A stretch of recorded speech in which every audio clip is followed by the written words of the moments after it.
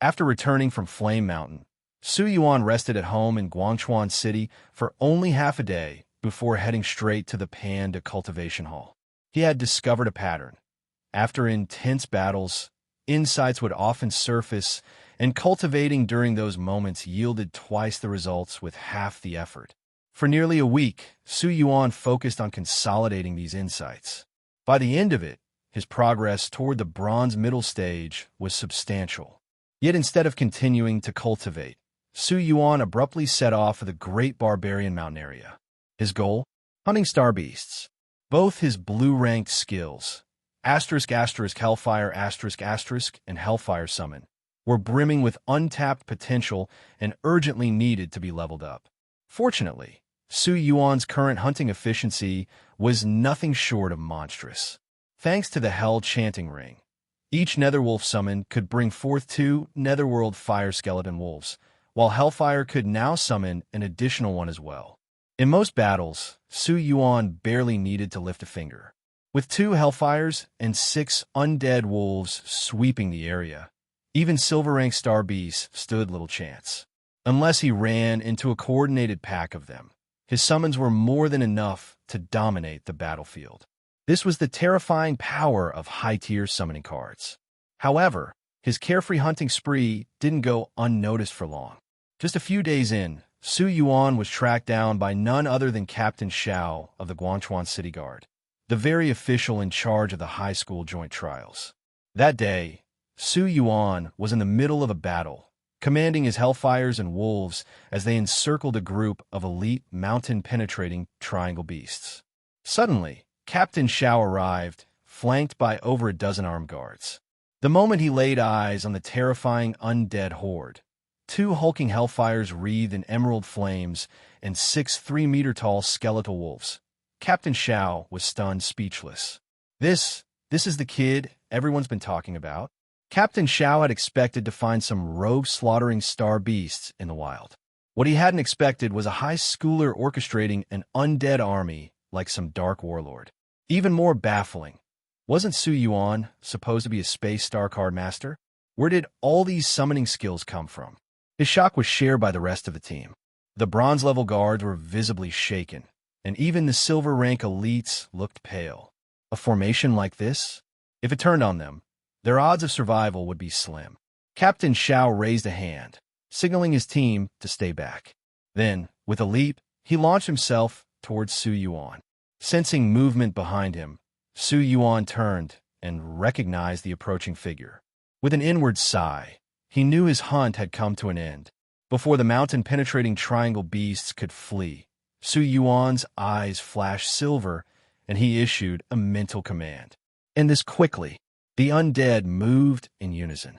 Chaotic heavy strikes and Netherfire steel claws tore through the enemy ranks. Su, Captain Xiao began to speak, but was cut off by a sudden flash. Su Yuan had teleported 100 meters into the air. Captain Xiao stared in disbelief. Gold-level star card masters couldn't fly. Even jumping that high was impossible. Su Yuan, get down here.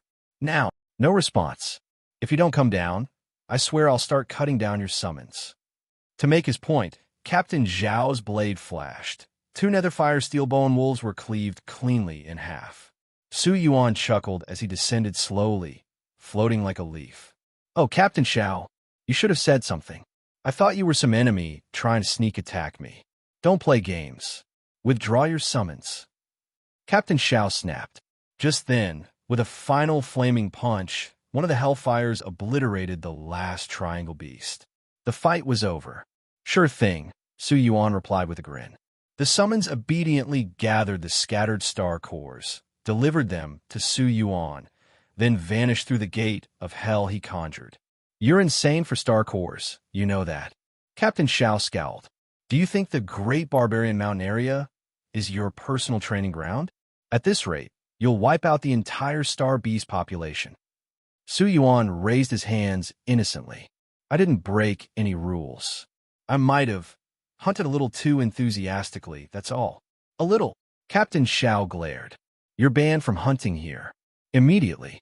Su Yuan nodded without protest. Understood. I was planning to wrap up anyway. Truth be told, he'd already gained what he came for. The stardust from his recent adventures, combined with the bounties of the mountain, had pushed both Hellfire and Hellfire Summon to the perfect level. /Hellfire. Grade *blue. Level *perfect. Effect summons 12 layers of devastating Hellfire. It now possesses the trait will not extinguish until the target is fully incinerated. *Hellfire Demon Summon. Grade Master Quality. Type Demon. Element Fire, Earth.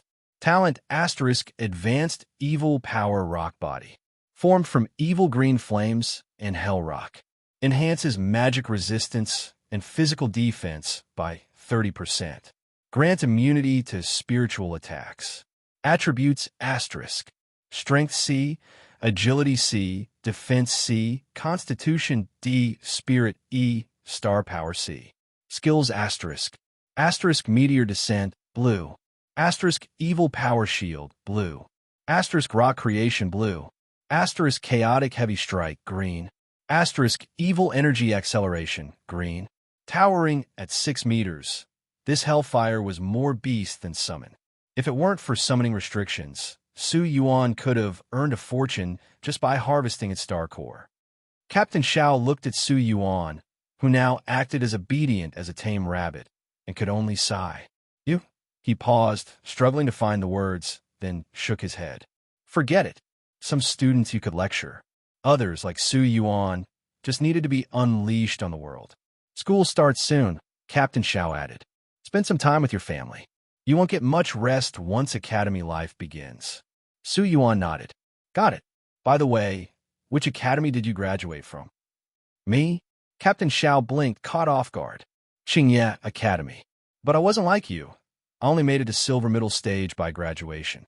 Then, in a serious tone, he said, Su Yuan, I've seen many talented students over the years, but I don't think I'll ever see another like you. Don't waste your potential. Work hard. He didn't say this just for Su Yuan's sake. As a city guard, Captain Xiao believed in nurturing the next generation. A strong youth meant a strong nation. Great Flame's strength came not from conquest, but from its future. Su Yuan met his gaze and answered firmly, I won't slack off. Good. A rare smile crossed Captain Xiao's usually stern face. I hope you'll become a pillar of the Great Flame. August 31st arrived quietly. Summer break was drawing to a close, and across the nation of Great Flame, students were preparing to set off for their respective colleges. A new academic term was about to begin. Mom, I'm heading out. Early in the morning, Su Yuan, dressed neatly and equipped with his space ring, called out from the entryway. His mother, Tang Shiyang, was in the next room sorting through teaching materials. She rushed out the moment she heard him. Are you really not going to let your father and me see you off? Su Yuan smiled, warm and calm. There's no need. Demon Capital is so far away, and your school starts tomorrow too. You've got that speech to give, remember? Tang Shiyang hesitated. She had secretly hoped to take leave and send him off. But ever since Su Yuan had been specially admitted to Demon Capital Academy, she had been honored with the title of Star Mentor, a recognition that brought with it responsibilities. The principal had personally asked her to deliver a keynote speech at the opening ceremony. Your dad, too, she sighed. It's your first day, and he's still insisting on working at the store. He told me a shipment of fresh fruits arriving tomorrow. Someone has to manage it, Su Yuan replied with a chuckle. Besides, you know him. He can't sit still even if I paid him. Truthfully, Su Yuan could easily support the entire family with his current strength and fortune. But to his parents, teaching and running their modest fruit store weren't just jobs. They were a part of who they were, a rhythm of life they didn't want to give up. 2 weeks ago, Su Yuan had received a hefty deposit, 3.8 million yuan, from the Shuzhou City Guard Bureau. The space rings seized from Tu Yuan and Mo11 were worth 1.4 million. Each of their bounties had been set at around 800,000, an extraordinary amount for bronze-level criminals. It spoke volumes about how dangerous they had been. Su Yuan had also liquidated several lesser treasures from the secret realm, pushing his net worth past 4 million. enough to buy an ordinary blue star card. But he had no intention of settling for average. With Hellfire and Hellfire Summon already in his arsenal, what he saw for his final slot was a strengthening star card, something rare and exceptional. I should get going, Su Yuan said. Director Wang's waiting for me at the gate. He is. Tang Shiyang blinked in surprise. Then hurry, don't keep him waiting. Su Yuan nodded and gave her a quick hug before heading downstairs. Outside the community gate, Wang Haiping, along with his assistant Xiaoyu, was already waiting in a black sedan. Xiaoyu was at the wheel, while Su Yuan took the back seat beside the director. I owe you an apology, Wang Haiping said with a slight smile. I only realized a few days ago that no one picked you up on the assessment day. My old teacher reached out and mentioned it. No worries, Su Yuan replied casually. I ran into a student from Demon Capital Academy who helped me out. It all worked out. I see. That's a relief. Wang Haiping nodded, then glanced at him thoughtfully. Since you're officially enrolled now, I assume you're curious about how mentors are assigned at Demon Capital Academy. I've been meaning to ask, actually. Su Yuan chuckled. Could you explain how it works? Well, Wang Haiping began. Mentor assignments depend on the number of new students. But first, let me give you a bigger picture. Do you know how many students are admitted to Star Power Academies each year nationwide? I know some numbers, Su Yuan said. Shuzhou College admits a little over 4,000, and I've heard Qingye Academy takes in around 4,800. But the three capitals academies enroll fewer. I'm not sure of the exact figures, though. As expected, Wang Haiping said approvingly. You're well informed. Let me break it down for you. Every year, nearly 14 million students take the college entrance exam across Great Flame. Out of those, only about 400,000 make it into the Star Apprentice class of the various academies. That's less than 1 in 30. Each major second-stage city and above has its own academy, over 100 in total. Most admit between 4,000 and 5,000 students. But the 7 independent cities, which include the 3 capitals and 4 extremes, have far stricter standards. Their annual intake usually hovers around 2,000. So Demon Capital Academy takes around 2,000 new students? Su Yuan mused. That sounds about right with what I saw on their forums. Yes, but there are 2 exceptions, Wang Haiping added. The academies in Capital City and Demon City are far better funded and have higher quality student pools. Thanks to their massive resource advantages, they admit nearly 3,000 students each year. Su Yuan nodded thoughtfully. Capital City was the heart of Great Flame. Demon City, on the other hand, was bustling with international enterprises and high-tier institutions. Compared to them, Demon Capital was more remote, close to the border and the ancient Forbidden Zone, and while still prestigious, it didn't enjoy quite the same reputation or resources. Even so, not long after Su Yuan's admission to Demon Capital Academy, representatives from Capital and Demon City Academies had reached out to him privately, offering generous terms to lure him in. But Su Yuan had turned them down. He had made his choice, and now, the road to that choice had begun. Hey, welcome to Firescale Audiobooks. If you enjoy our audiobooks, please consider subscribing to the channel. Also, feel free to share your review in the comments section below. Although Su Yuan had signed a contract with Demon Capital and was already considered an official student of Demon Capital Academy, these 2 academies provided solutions, such as paying a high penalty for breach of contract or transferring after half a year to bypass the contract. However, Su Yuan also decisively rejected these options. Even disregarding the spirit of the contract, Su Yuan knew that Demon Capital Academy, next to the ancient Forbidden Zone, was the most suitable for him. Great Flame had a pact with the dominant forces in the ancient Forbidden Zone to stay out of each other's way. But this contract mostly applied to the top Star Beast forces deep within it. The ancient Forbidden Zone was vast and filled with numerous Star Beast forces. Although dangerous, it was also brimming with countless heavenly materials and earthly treasures and rare beasts. For someone like Su Yuan, who had the system, it was a paradise waiting to be explored. Of course, the prerequisite was having sufficient strength. Getting back to the point, Wang Haiping continued. Demon Capital Academy admits over 2,000 new students every year. With 4 grades, there are around 8,000 to 9,000 students in total. The academy also has more than 2,000 teachers. Among them, nearly 2,000 are Shining Star level, over 300 are Radiant Moon level, and more than 20 are Burning Sun level. As for those above the Burning Sun level, there are 4.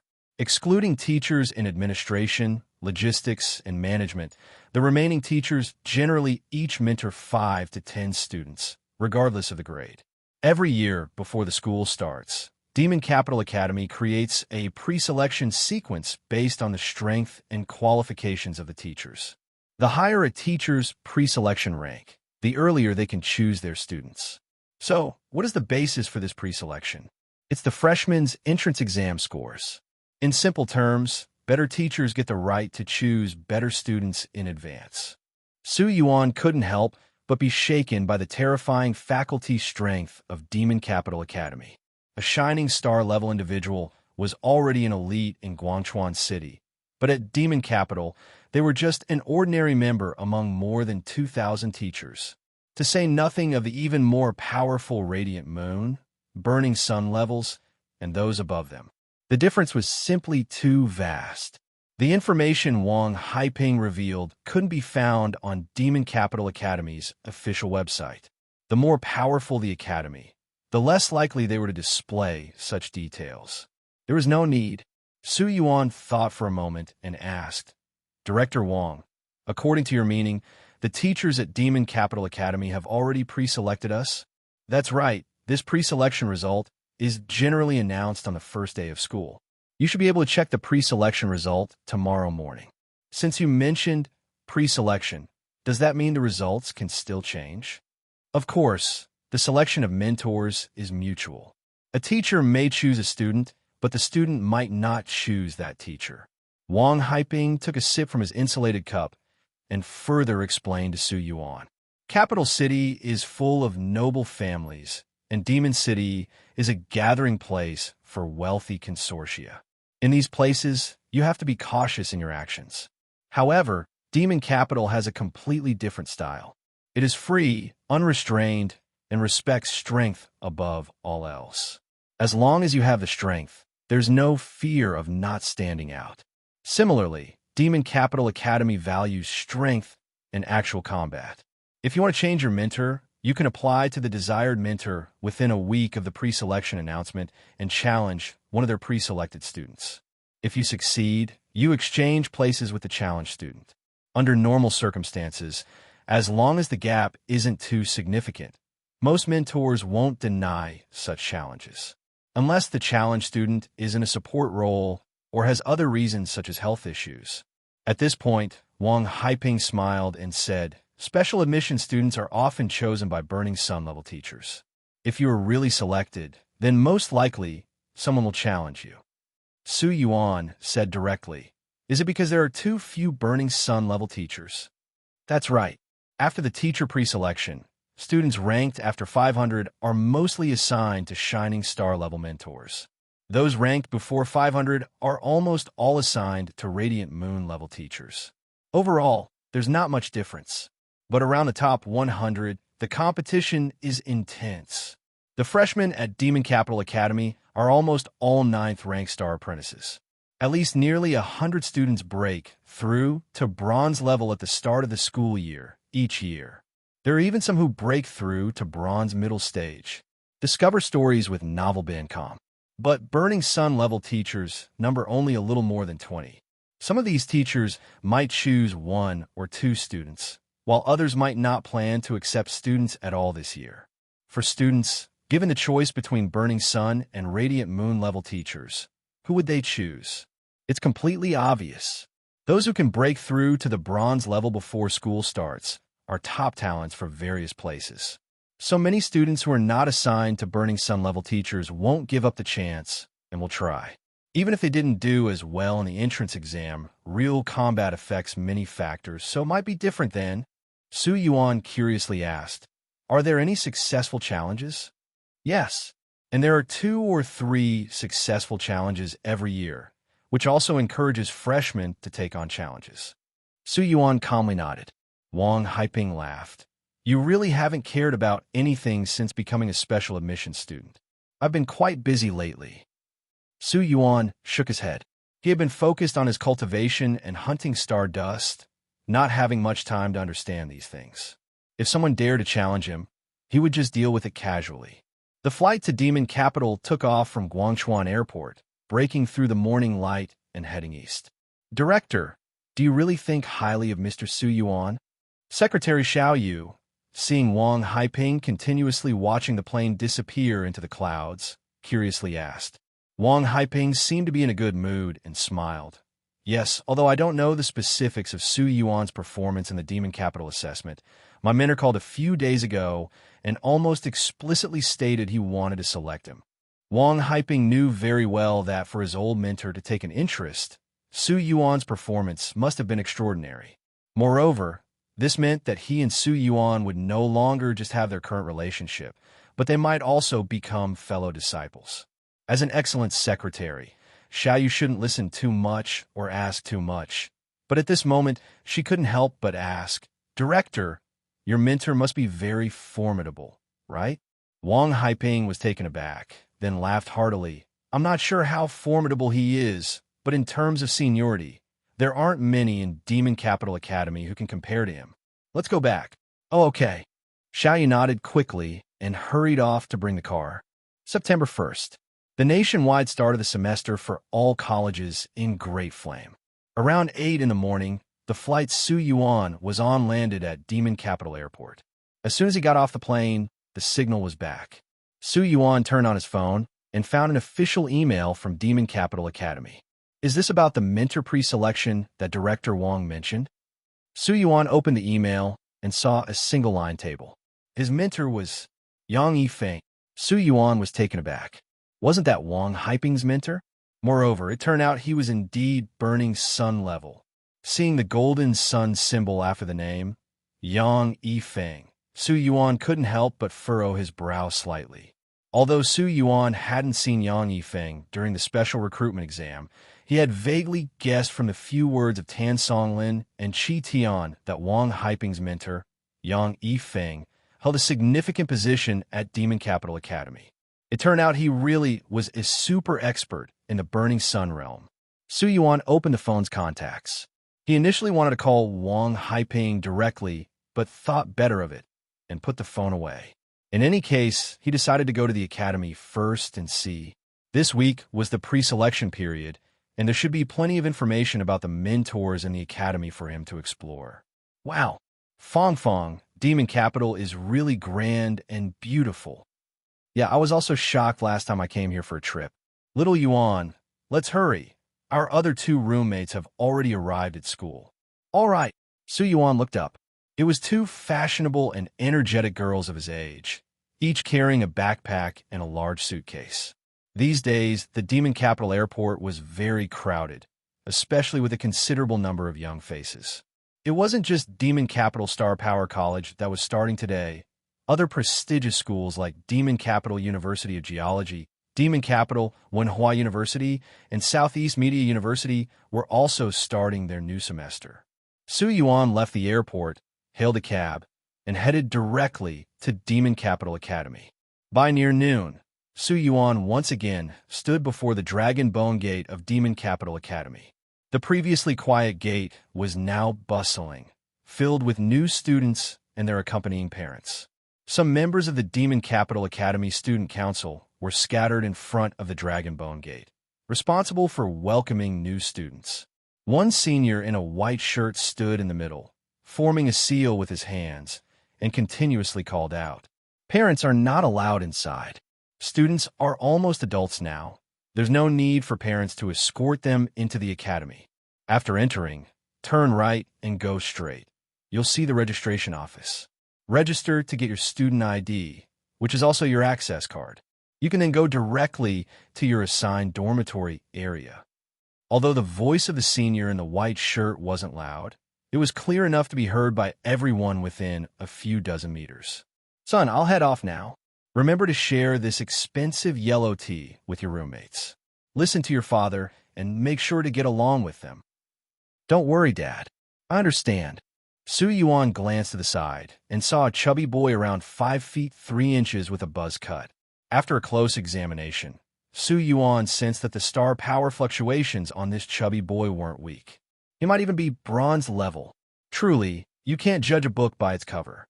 Many students had parents accompanying them. Not because the students needed the company, but because most parents wanted to see the top-tier academy their children would be attending.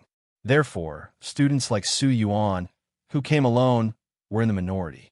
Su Yuan made his way through the crowd and approached a senior with short brown hair. "Hello, I'm here to register." The brown-haired senior looked at Su Yuan with restrained star power and empty-handed, and was somewhat surprised, asking, "Are you also a new student?" Before Su Yuan could respond, a slightly indifferent voice came from ahead. Although the star power fluctuation isn't that obvious, it's not completely concealed either. Of course, he is a new student. Su Yuan turned to see a tall, stern-looking young man walking out from the gate. "Vice President Qin, why are you here?" The brown-haired senior quickly stepped aside and greeted the tall youth. Upon hearing this, Su Yuan's heart stirred. "Vice President? Vice President of the Student Council? I've arranged manpower in other areas, so I came to check here." Qin Jia responded casually and then scrutinized Su Yuan, finally focusing on the purple special recruitment ring on Su Yuan's right hand, giving him a few more looks. "Please present your acceptance letter." "Sure." Su Yuan flicked his wrist, producing an acceptance letter mailed by Demon Capital Academy. Demon Capital Academy's theme color was purple. This acceptance letter also had a purple seal with golden text and a deep red stamp. Qin Jia took a quick look and handed it back to Su Yuan. "After going in, turn right, and you'll see the registration office." Su Yuan took back the letter, thanked him, then walked past the two and into the Dragon Bone Gate, heading toward the registration office. "So, this is the top new student for special recruitment." Qin Jia thought for a moment, regained his focus, and resumed assisting the student council members with the registration tasks. The registration office was about 100 to 200 meters to the right after entering. There were 8 windows lined up horizontally, mostly managed by student council members, with only one female teacher handling statistics and verification.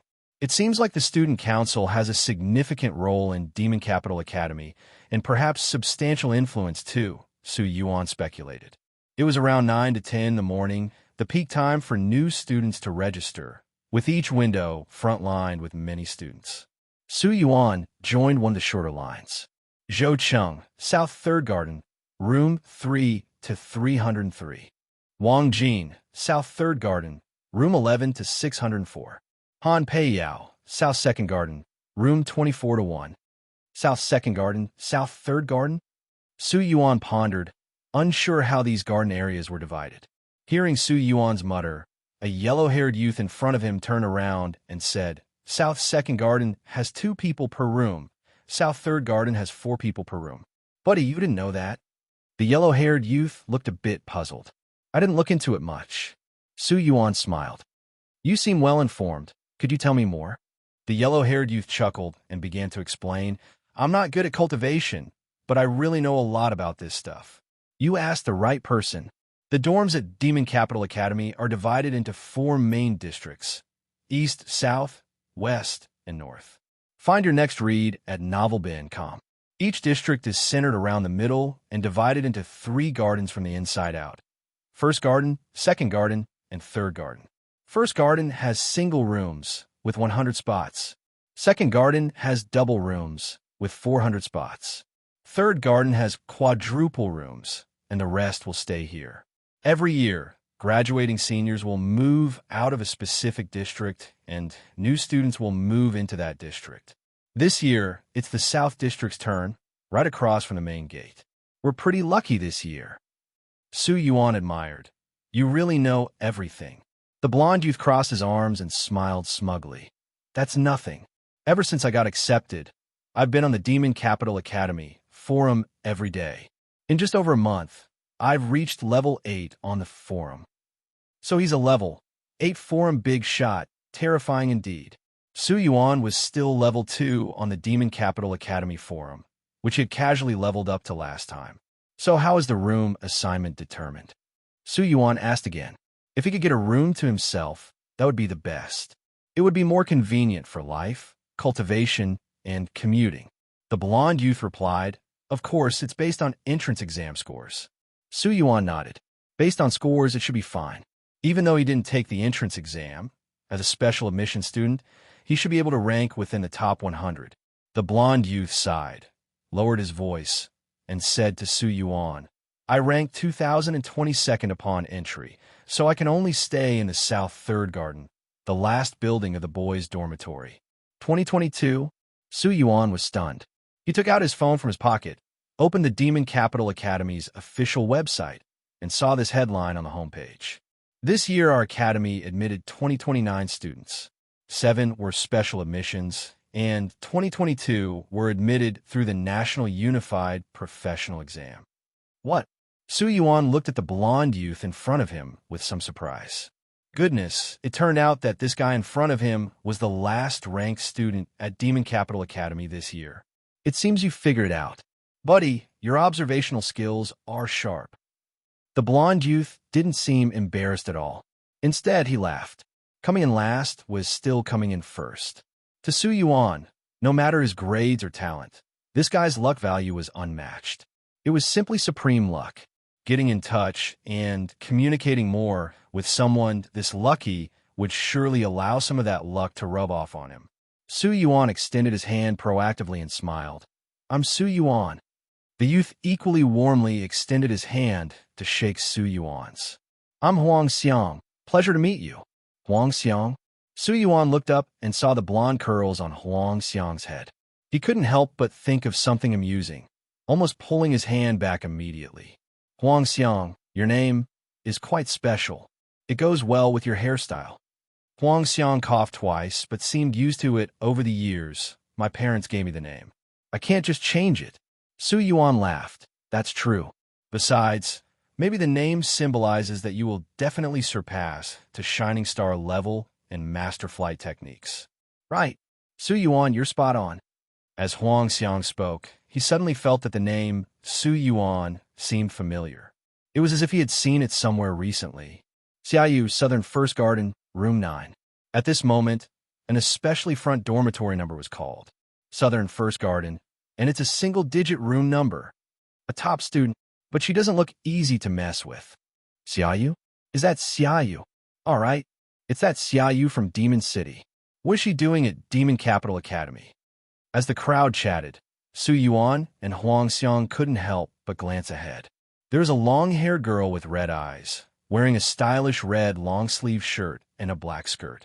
She was about 5 feet 4 inches, clearly a young lady from a wealthy family. It's really Xiaoyu. Huang Xiang's eyes were full of surprise. Su Yuan asked curiously, You know her? Of course I do. Huang Xiang, a bit excited, began to introduce Xiaoyu to Su Yuan. Xiaoyu is the second daughter of the Xia family in Beidou Consortium from Demon City.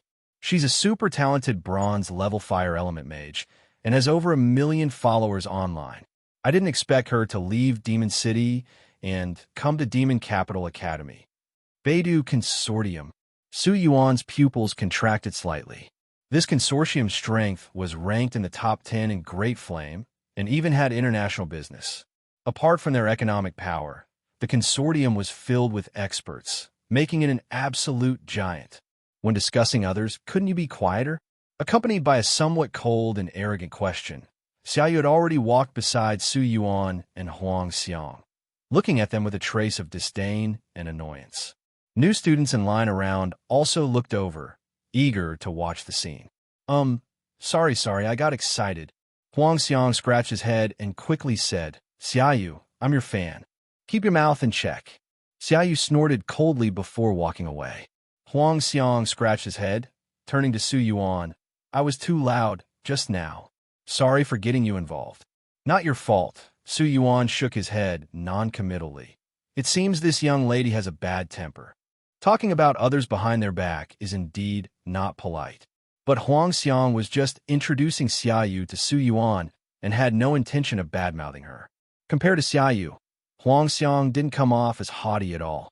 Speaking of which, it's unclear whether by coincidence or not, Demon Capital Academy students all seemed to have personalities, unlike the harmonious folks from Shuzhou College like Zhuang Sun and Fang Kun. After a while, Su Yuan and Huang Xiang finally reached the front of the line. The round-faced senior sister with glasses was responsible for registration. Huang Xiang handed over his admission letter. Taking Huang Xiang's letter, the senior sister operated on the computer and then suddenly froze before handing back his student ID and saying in a low voice, "South 3rd Garden, room 7 to 405. "Okay, thank you, senior sister." Huang Xiang smiled, thanking her for both registering him and being discreet with the information. Even though she lowered her voice, some nearby still heard. "Building 7? Isn't that the last boys' dormitory?" "It seems so. Buildings 8, 9, and 10 are vacant, and Building 11 is the girls' dormitory. South 3rd Garden has 6 floors on each building and 6 rooms on each floor. Room 7 to 405 should be one of the bottom ones, right? Guys, I checked before coming. Room 7 to 405 is the last boys' dormitory this year. Isn't this guy the last in ranking then?" "Seems so." Though not malicious, their chatter was a bit harsh. Huang Xiang seemed used to it over the years of being last. In his first high school year, he narrowly met the physical requirements, qualifying for Star Apprentice class. Since then, he was always at the bottom. But 3 years later, he made it to Demon Capital Academy, still at the bottom. Huang Xiang believed that, just like in high school, being at the bottom was just the start. With hard work, persistence, and some luck, he believed he would eventually catch up among the 2,000 freshmen at Demon Capital Academy. Huang Xiang took the student ID and moved aside, saying to Su Yuan, "I'll wait for you." Su Yuan nodded, observing Huang Xiang. Only on mentality alone, Huang Xiang was far better than Xiaoyu. Su Yuan handed his admission letter. The round-faced senior sister quickly operated on the computer, but soon showed a bit of surprise. Handing back his student ID, the senior sister said, "Southern 1st Garden, room 4. Read new adventures at novelband.com." "Thank you." Su Yuan nodded and took it. Southern 1st Garden, room 4, even ahead of Xiaoyu's number, stirring surprise and discussion among the surrounding students, including the astonished Huang Xiang. As a forum junkie, Huang Xiang suddenly remembered. "I knew your name sounded familiar. You're Su Yuan, one of the special admissions. I saw your information online." Su Yuan left the queue. "Let's head to the dorm." Huang Xiang paused. "You're a special admission, joining me the last rank?" "Of course, didn't I say we'd go together?" Su Yuan laughed, patting his shoulder. "What's wrong with last rank? You're my first friend in this academy." Huang Xiang laughed. "Honored, let's go then." On the way to the South District 3rd Garden, there were signs and members of the student council all along the route. And not only were Su Yuan and Huang Xiang there, but along the way, many freshmen who had completed their registration were also heading towards the dormitory area, so they just followed the crowd. After a while, Su Yuan and Huang Xiang finally arrived at the dormitory area. What a big tree! All the students who came here couldn't help but be amazed when they saw the giant tree ahead. It was a huge, ancient tree over 200 meters tall, spreading its branches and leaves, standing on a flat land. Around it, there were 2 circles of dormitories. The inner circle had 100 rooms, all in 2-story row houses close to the giant tree. The outer circle had 200 rooms, also in 2-story houses. Since each room accommodated 2 people, the houses were larger, but a bit farther from the divine tree. Continue your saga on novelband.com. On the outermost side, there were a dozen expansive 6-story flat buildings scattered around. All the buildings were in a forest style, blending together seamlessly, complemented by the central giant tree and surrounding greenery. It looked more like garden villas than student dormitories. Huang Xiang exclaimed to Su Yuan, "That giant ancient tree must be the soul-binding divine tree of the Demon Capital Academy, which was reportedly brought here by the overlord from the depths of the ancient Forbidden Zone when the academy was founded. It's a 4th-level spirit plant. Besides being able to enhance alertness, dispel evil, and ward off demons, its main function is to gather star power. A 4th-level spirit plant." Su Yuan felt greatly surprised. A 4th-level spirit plant was equivalent to an epic grade star beast or star card, which was extremely rare. After sensing a bit, Su Yuan nodded and said, "The star power around here is indeed a bit denser." "That's from far away." Huang Xiang shook his head and smiled, looking at Su Yuan with envy.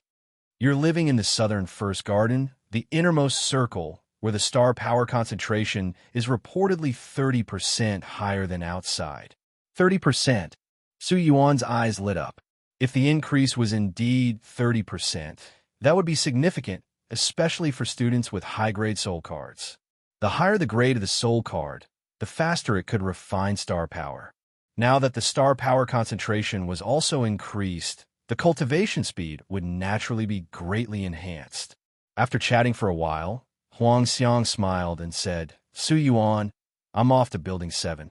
You need to go further to the inner southern first garden. Let's exchange contacts and catch up later when we're free." "All right." After exchanging contact information, the two parted ways. Su Yuan continued on through the southern second garden into the innermost southern first garden. "This is room 72. Is room 4 to the right?" Su Yuan walked around the giant tree for a while and quickly found rooms 1, 2, 3, and 4 on the south side of the divine tree. Standing in front of room 4's door, Su Yuan swiped his student ID and the door opened automatically. The first floor was a living area with a living room, bedroom, toilet, and even a kitchen. And since there was only one bedroom, it looked quite spacious. The second floor mainly consisted of a cultivation room. The floor of the cultivation room was engraved with a multi-functional fixed barrier that had pest repellent, sound insulation, and star power fluctuation isolation functions. There was also a more than 30 square meter semicircular open-air balcony on the side, close to the divine tree. Leaning against the balcony railing, Su Yuan felt the dappled sunlight on his head while looking at the lush branches and leaves of the divine tree before him. Just by looking at the soul-binding divine tree, he felt a refreshing coolness. His senses became clear, and distracting thoughts faded away. Moreover, as Huang Xiang had said, the spiritual power concentration here was indeed 30% higher, if not more. As expected of a fourth-level spirit plant, Su Yuan felt greatly satisfied. Ignoring everything else, just having a dormitory close to the soul-binding divine tree was already a great gain. Back on the first floor, Su Yuan thoroughly cleaned the place and organized the many daily necessities he had bought and stored in his ring. According to the email, today is the freshman registration day. Starting tomorrow until the 8th, there are 7 days for the freshmen to replace their mentors through challenges during the pre-selection period. If I'm not mistaken, before the pre-selection challenges begin, each mentor should meet with their pre-selected students first, which should be today. Opening his phone, Su Yuan checked the time and saw it was already 1 p.m. After confirming there were no new messages, Su Yuan took out some food from his ring to quickly fill his stomach and then got up to go out and explore the academy first. After all, it was his first time at this school, and familiarizing himself with the environment was a priority. There was no need to rush to cultivate. He decided to check out the teaching buildings, practical combat hall, and library of this top academy to see how they differed from Guangchuan 4th Middle School. As Su Yuan walked out of his room and passed by room 3 next door, the door opened, and Su Yuan couldn't help but look over. A slender young man in a coarse gray robe with slightly long hair, tall stature, and a face with some freckles, looking very ordinary, stood there. He was the type who wouldn't stand out in a crowd. However, Su Yuan was well aware that someone living in this room couldn't possibly be ordinary. The more ordinary someone appeared, the more extraordinary they likely were. Is this what they call complete concealment? Su Yuan recalled the term Vice Chairman Qin mentioned today. This should be a method to hide the fluctuations of star power under normal circumstances. Although Su Yuan could somewhat suppress star power fluctuations by concentrating star power vortex, it was far from what Xiang Dingqian could achieve. Undoubtedly, his direction was wrong. There must be some techniques involved. Apart from Xiang Dingqian, this young man before him was the second freshman he had seen who achieved complete concealment. He could sense no trace of star power fluctuations from him. At this moment, seeing Su Yuan looking over, the young man smiled warmly and waved at him. Only then did Su Yuan notice the young man's hands.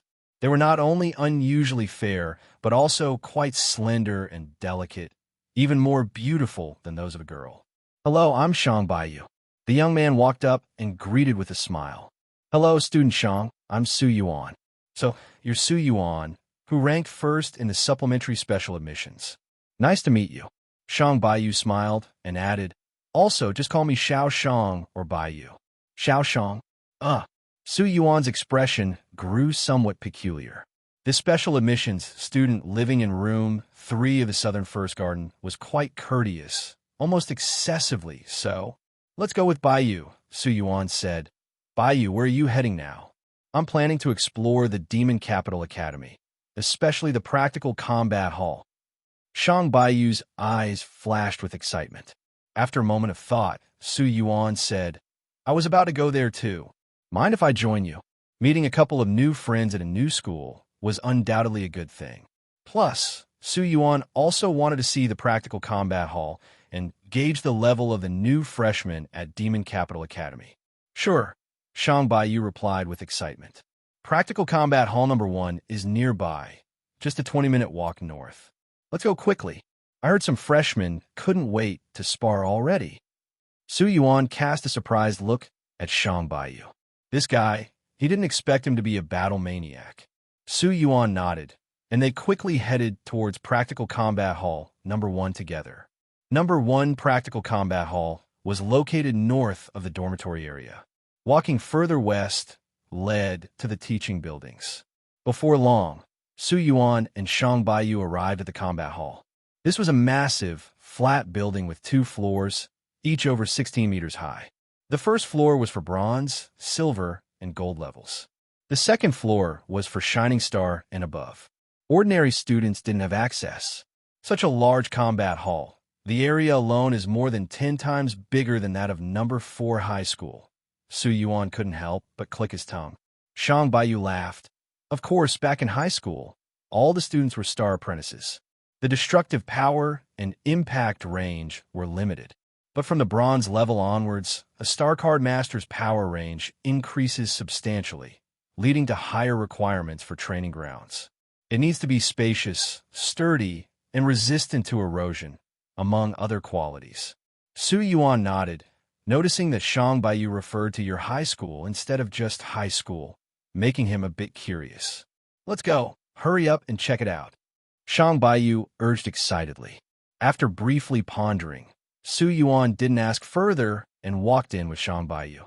The hall's interior resembled an enlarged indoor basketball court. The perimeter had stands and walkways, while the center featured a massive square arena. The arena was made of precious materials of levels 1, 2, and even 3, with barriers set up, making it costly. The moment Su Yuan and Shang Baiyu entered, they felt intense star power fluctuations. Surprising Swan, blowing snow second style. Clang, clang, clang. Many students were sparring and exchanging moves in the central arena, with sounds of combat ringing continuously. Most of the onlookers stood at the edge of the arena or on walkways, many itching to join in. Shang Baiyu observed for a while. It seems like all of them are at Star Apprentice 9th rank. Su Yuan nodded. Perhaps because of the upcoming pre-selection challenge. None of the bronze level are participating. Pre-selection challenge. That makes sense. Shang Baiyu thought for a moment and understood. Hundreds of bronze-level students aim to challenge the burning sun-level mentors in the pre-selection. Naturally, they wouldn't reveal their strength easily. In Star Card Master battles, raw strength was crucial, but intelligence was equally important. Know yourself and your enemy, and you won't be defeated in 100 battles. Attributes countered, skills targeted, and tactics changed. These all could influence the outcome. In terms of skills, if sparring exposed their usual tactics and trump cards, it could be detrimental during the pre-selection challenge. There were no invincible, flawless skills. The lower the skills grade, the more flaws it had, making it easier to counter. Of course, if confident enough to overpower any opponent with sheer strength, it wouldn't matter as much. After watching for a while, they didn't see anyone particularly outstanding. Remembering Shang Baiyu's earlier eagerness, Su Yuan asked, Baiyu, aren't you going to try? Shang Baiyu looked around, seemingly searching for something, then shook his head. I don't like fighting, no, I won't go. Su Yuan was puzzled. You don't like fighting, so why were you? Ah! Just then, a scream suddenly sounded not far away. Someone got hit by a fireball. Hurry, take him to the infirmary. It looks pretty serious. His whole arm is burned like a pig's trotter. Hurry up. The injured boy's entire right arm was burned, indeed a serious injury. Compared to ordinary people, a bronze-level star card master already possessed extraordinary power. Even during sparring, it wasn't always possible to control the damage, so injuries were common. Places like the combat hall usually had on-duty healers. The infirmary of this #1 practical combat hall was right next to the stands. The injured boy's roommate was a strong, solid guy. He easily carried him on his back, accompanied by a slightly panicked girl, ready to head to the infirmary. At that moment, Su Yuan's vision blurred. With a whoosh, Shang Baiyu sped off. Let me do it, Shang Baiyu called out, then directly pulled the injured boy from his roommate's back and pressed him to the ground. What are you doing? The strong youth was startled and rushed forward to stop him. The girl who caused the burn was also dumbfounded, not knowing what was happening. But with a casual push, Shang Baiyu sent the strong youth stumbling several steps back, landing on his backside.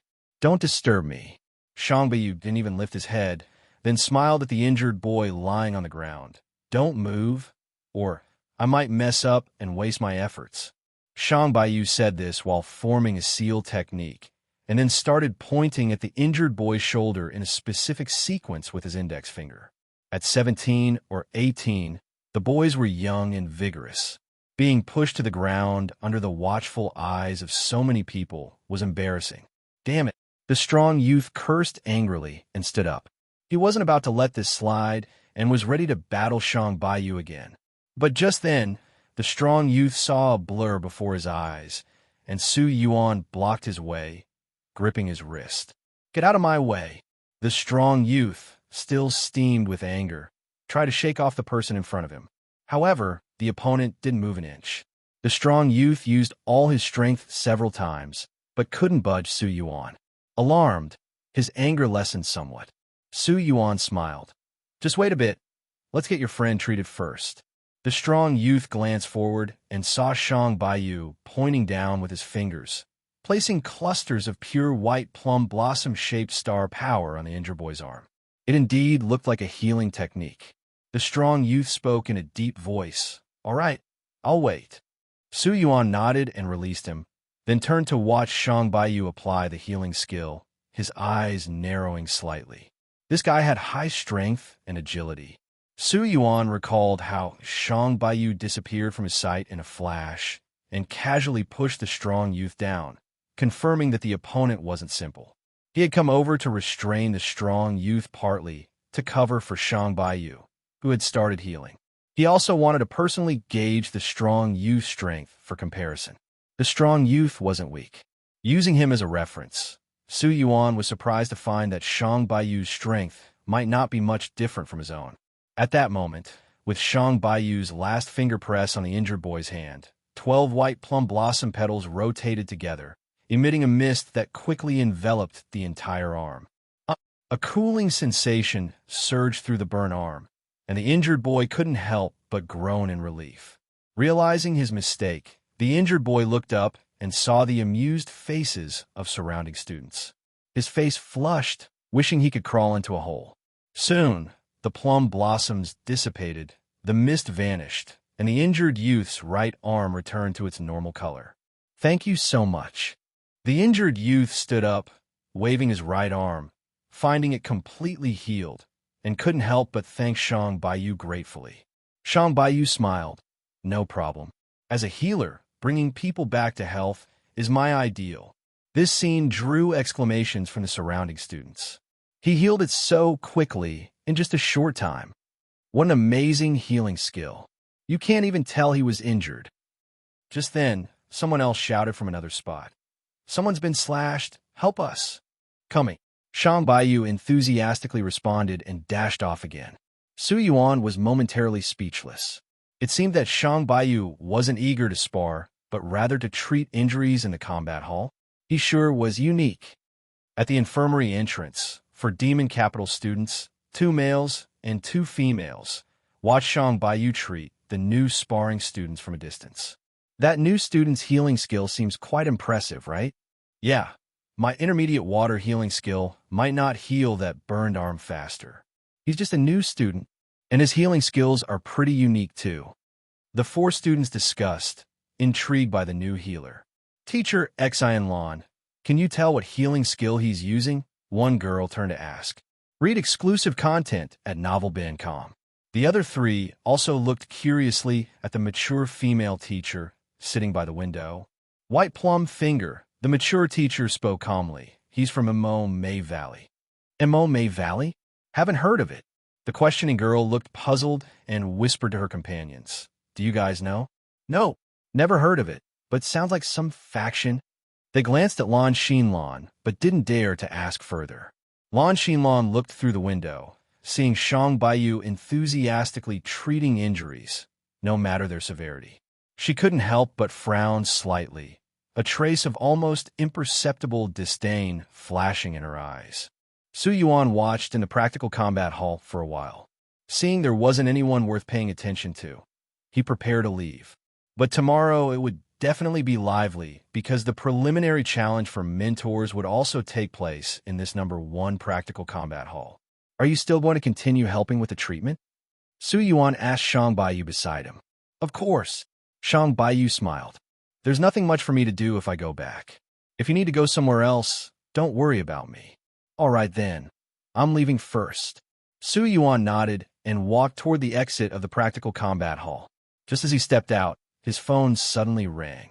Su Yuan opened his phone. He received a new message. Come to the book tower, the outer corridor at the southeast corner of the 3rd floor. Yang Yifeng. Sure enough, it had come. Su Yuan's expression changed slightly. He opened the academy map attached to the admission email and quickly found the location of the book tower. Although it was also in the South District, it was much closer to the center of the Demon Capital Academy. After replying with received, Su Yuan got ready to head to the book tower. But when he turned around, he saw Shang Baiyu following him. Didn't you say you have to stay here to treat others? Su Yuan asked, puzzled. Shang Baiyu sighed, somewhat helpless. The preliminary mentor just asked me to go find him. Preliminary mentor. An idea popped into Su Yuan's mind. Could it be you're going to the book tower too? How did you know? Halfway through his sentence, Shang Baiyu realized and asked in surprise, You too? Yang Yifeng as your mentor? That's right, Su Yuan smiled. What a coincidence. Shang Baiyu couldn't help but laugh. Haha, we must really have some fate. Not only are we neighbors, but we even have the same mentor. Su Yuan nodded. Let's go over first. We can talk on the way. The 2 of them left the practical combat hall together and headed for the book tower. The place where the Demon Capital Academy stored its books was named Book Tower, not library, because it was indeed a tower, a 16-story black tower with strict entry permissions. The 1st to 3rd floors were open to star apprentices and bronze level. The 4th to 6th floors were open to silver stage. The 7th to 9th floors were open to gold level. The 10th and 11th floors were open to shining star level. The 12th and 13th floors were open to radiant moon level. The 14th and 15th floors were open to burning sun level. As for the top 16th floor, currently, less than a handful of people in the entire Demon Capital Academy could access it, besides 4 experts above burning sun level, including the principal. Only a few others, such as the head of teaching and the book tower manager, had the privilege to go in. Nearly half an hour later, Su Yuan and others arrived at the book tower, swiped their student cards, and walked in. There are actually quite a few people here, and many seem to be senior students. The admission time for new students and returning senior students at the Demon Capital Academy was staggered. New students arrived on September 1st, while senior students return on September 6th each year. So the senior students currently in the academy were likely just a small part. That's why, since Su Yuan joined the academy, he hardly saw any senior students other than the student council members. However, at this moment on the 1st floor of the book tower, Besides the curious new students looking around, there were many senior students quietly reading and studying documents. Shang Baiyu showed a hint of anticipation on his face. Let's go to the third floor first. I wonder what our mentor Yang Yifeng is like. Enjoy exclusive chapters from novel.com. Seeing Shang Baiyu's eager look, Su Yuan felt an inexplicable sense of unease. The two of them went up the spiral staircase to the third floor. At a small table by the southeast corner of the tower, they saw their preliminary mentor. He was an old man with white hair and a white beard, unkempt in appearance, wearing a vest and sandals, holding a hand fan worth about $10, fanning himself. Such an appearance stunned the eagerly arriving Shang Baiyu and Su Yuan. A burning sun expert should be grand, imposing, and condescending, right? Why did the person in front of them resemble an old man who played chess and drank tea downstairs in their neighborhood? The mental gap was too large, making Su Yuan and Shang Baiyu think they had come to the wrong place. Shang Baiyu stepped back and looked around, but there were only bookshelves on both sides, and only here could they reach the outer corridor of the tower. "Hey, you're all here? Stop standing there. Come on over," the old man called out when he saw them standing still. The old man's voice wasn't loud, but seemed to ring directly in Su Yuan's mind. This skill not bad. Su Yuan's heart moved.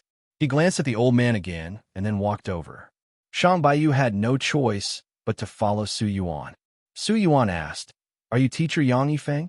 The old man shook the fan. "Absolutely." Shang Baiyu's last bit of hope was shattered. Special admissions and the top 10 in the college entrance examination usually got picked by Burning Sun level mentors. But if it was a support class, then not always. Because whether warriors or magicians, as long as they belonged to the main battle system, they were usually self-sufficient. It was easier for mentors to take care of them, since it was more convenient for learning and tasks. However, students of the support class had weaker self-preservation and insufficient attack power. Their actions often required companions, making them unstable and more troublesome for the mentor. Even if they were special admissions, a Burning Sun level mentor might not pick them. This morning, Shang Baiyu found out he was chosen by a Burning Sun level mentor at Demon Capital Academy and was very happy. But now, reality and imagination were indeed quite different. Because he was in the support class, Shang Baiyu didn't worry about challenges from others, as the mentor would reject such challenges. But similarly, because of limited combat ability, it was impossible for Shang Baiyu to switch mentors. Yang Yifeng said, "You two sit down." Su Yuan and Shang Baiyu sat opposite Yang Yifeng. Yang Yifeng said slowly, "Since tomorrow is the preliminary challenge, at this time, mentors usually gather their chosen students to talk, to prevent them from running away.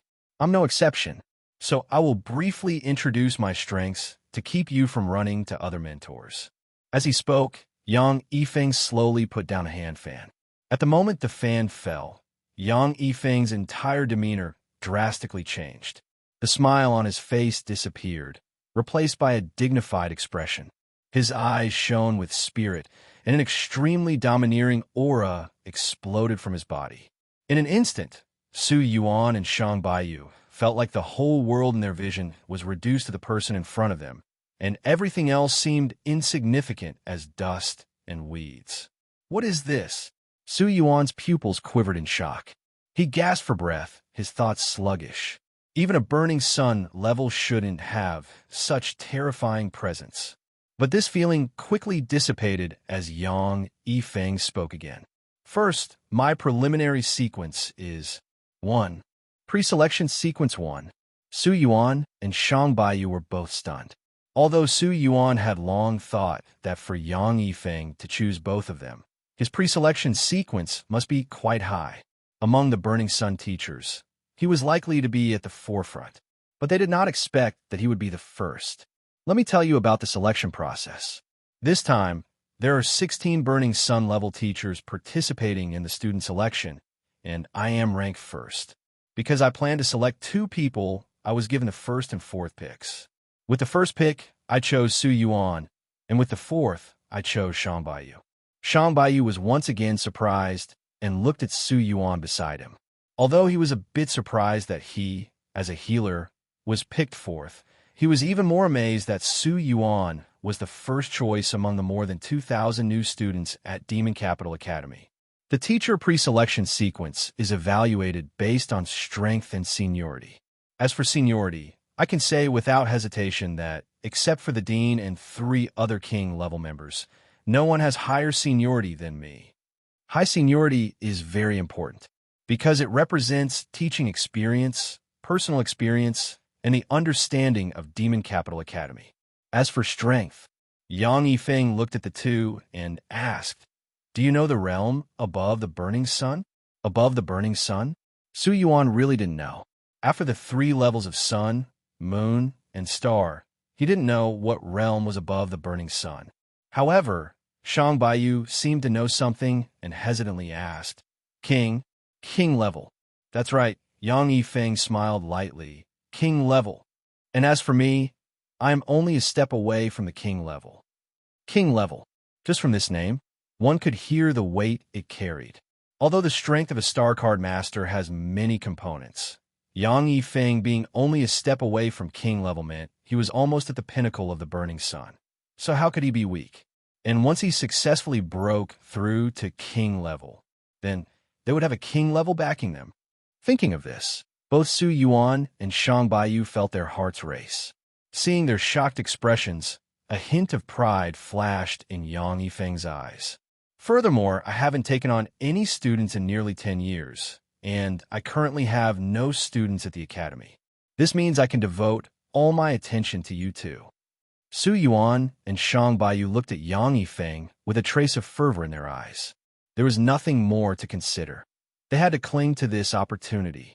Rest assured, Teacher Yang, we will definitely not abandon, not challenge anyone else. Su Yuan and Shang Baiyu immediately stood up and declared. Yang Yifeng nodded in satisfaction and said to Shang Baiyu, I'm not worried about you. Even though you are from Mo May Valley, and the future looks promising, right now, even if you want to challenge others, you don't have the capability. Shang Baiyu cried and laughed, thinking that was a bit too blunt and not saving face at all. Mo May Valley? Su Yuan murmured to himself. It didn't sound like a school name. Besides various middle schools, were there other sources supplying students to the academy? Could it be that Shang Baiyu, like Luo Bingtong, is also a descendant of some star beast? But he didn't quite look like it. Yang Yifeng looked at Su Yuan. Is it okay to defend your position? According to the rules, each challenger only has 1 chance, and each defendable position can only be challenged up to 3 times a day. Continue reading at novelbin.com. If you find it troublesome, just show some of your strength to intimidate them, and they naturally won't challenge again. Su Yuan responded, Rest assured, teacher. Yang Yifeng nodded, Good. That's all for today. You can leave now. Yes. Su Yuan and Shang Baiyu responded and turned to leave together. After Su Yuan and Shang Baiyu were far away, Yang Yifeng shook his fan and smiled with satisfaction. Just as he was about to get up, a figure emerged from a burst of colorful light in front of him. Yifeng, you seem to be in a good mood. It was an amiable old man with hair even whiter than Yang Yifeng's, wearing a simple robe. Dean Kai. Yang Yifeng saw the visitor and quickly put down his fan, standing up respectfully. What brings you here? How long have you been here? I've been here for a while. Kai Qinglong smiled. I came to see you and take a look at those 2 students. Yang Yifeng's face immediately turned embarrassed. So, the scene where he used his Near King aura to intimidate the 2 students was fully witnessed by the dean. Kai Qinglong sat on the opposite side and gestured for him to sit. You can sit too. Yes, Dean. Yang Yifeng obediently sat down.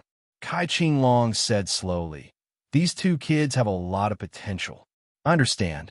Yang Yifeng smiled.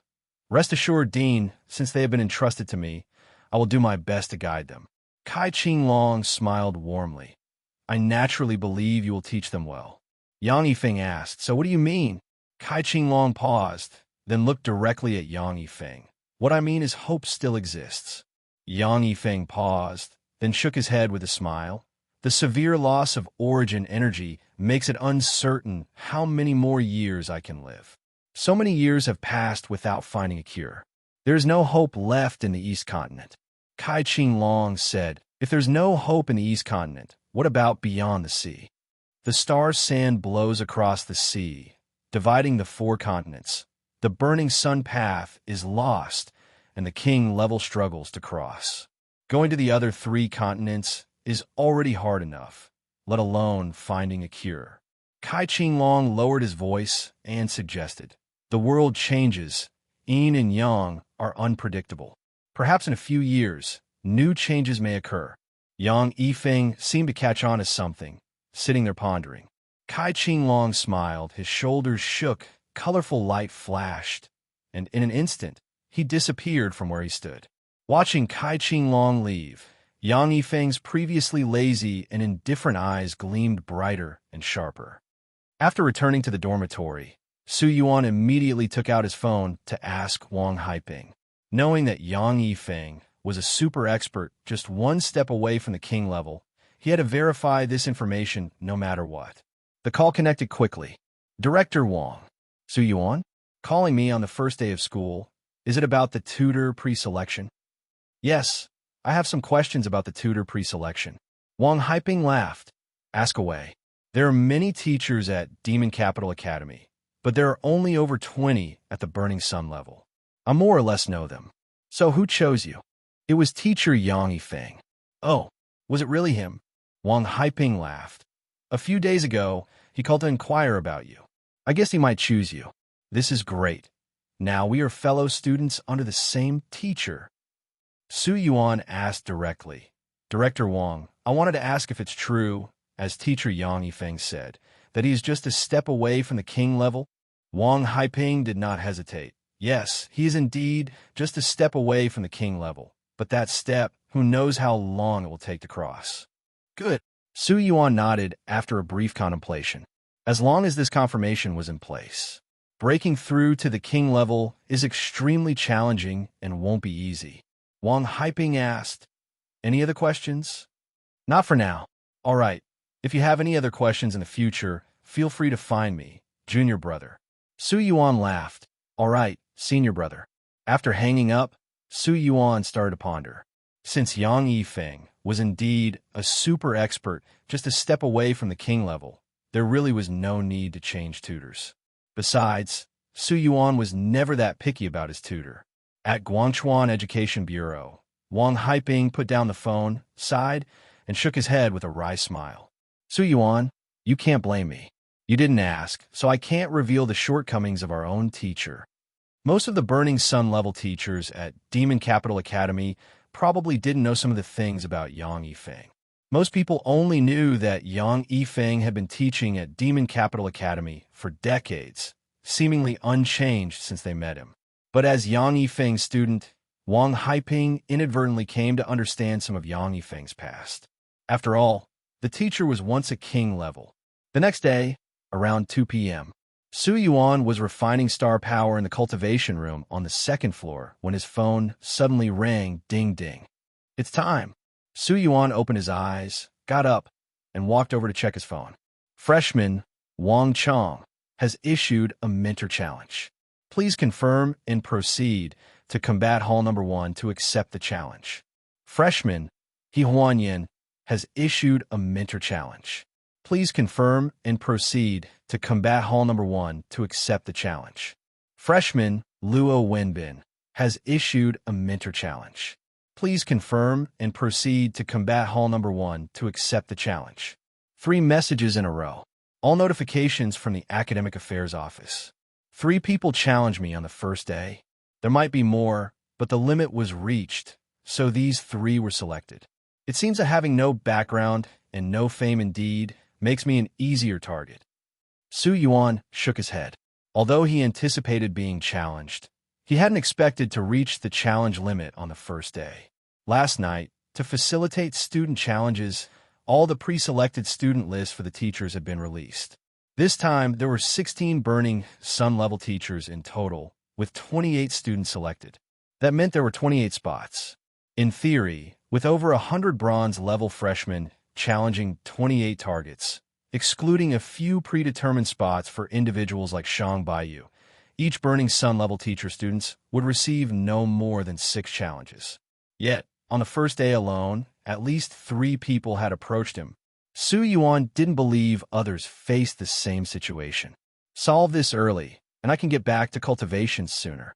Su Yuan casually confirmed all 3 challenges and headed out to combat hall number 1. With the soul-binding divine tree, cultivation efficiency was greatly enhanced.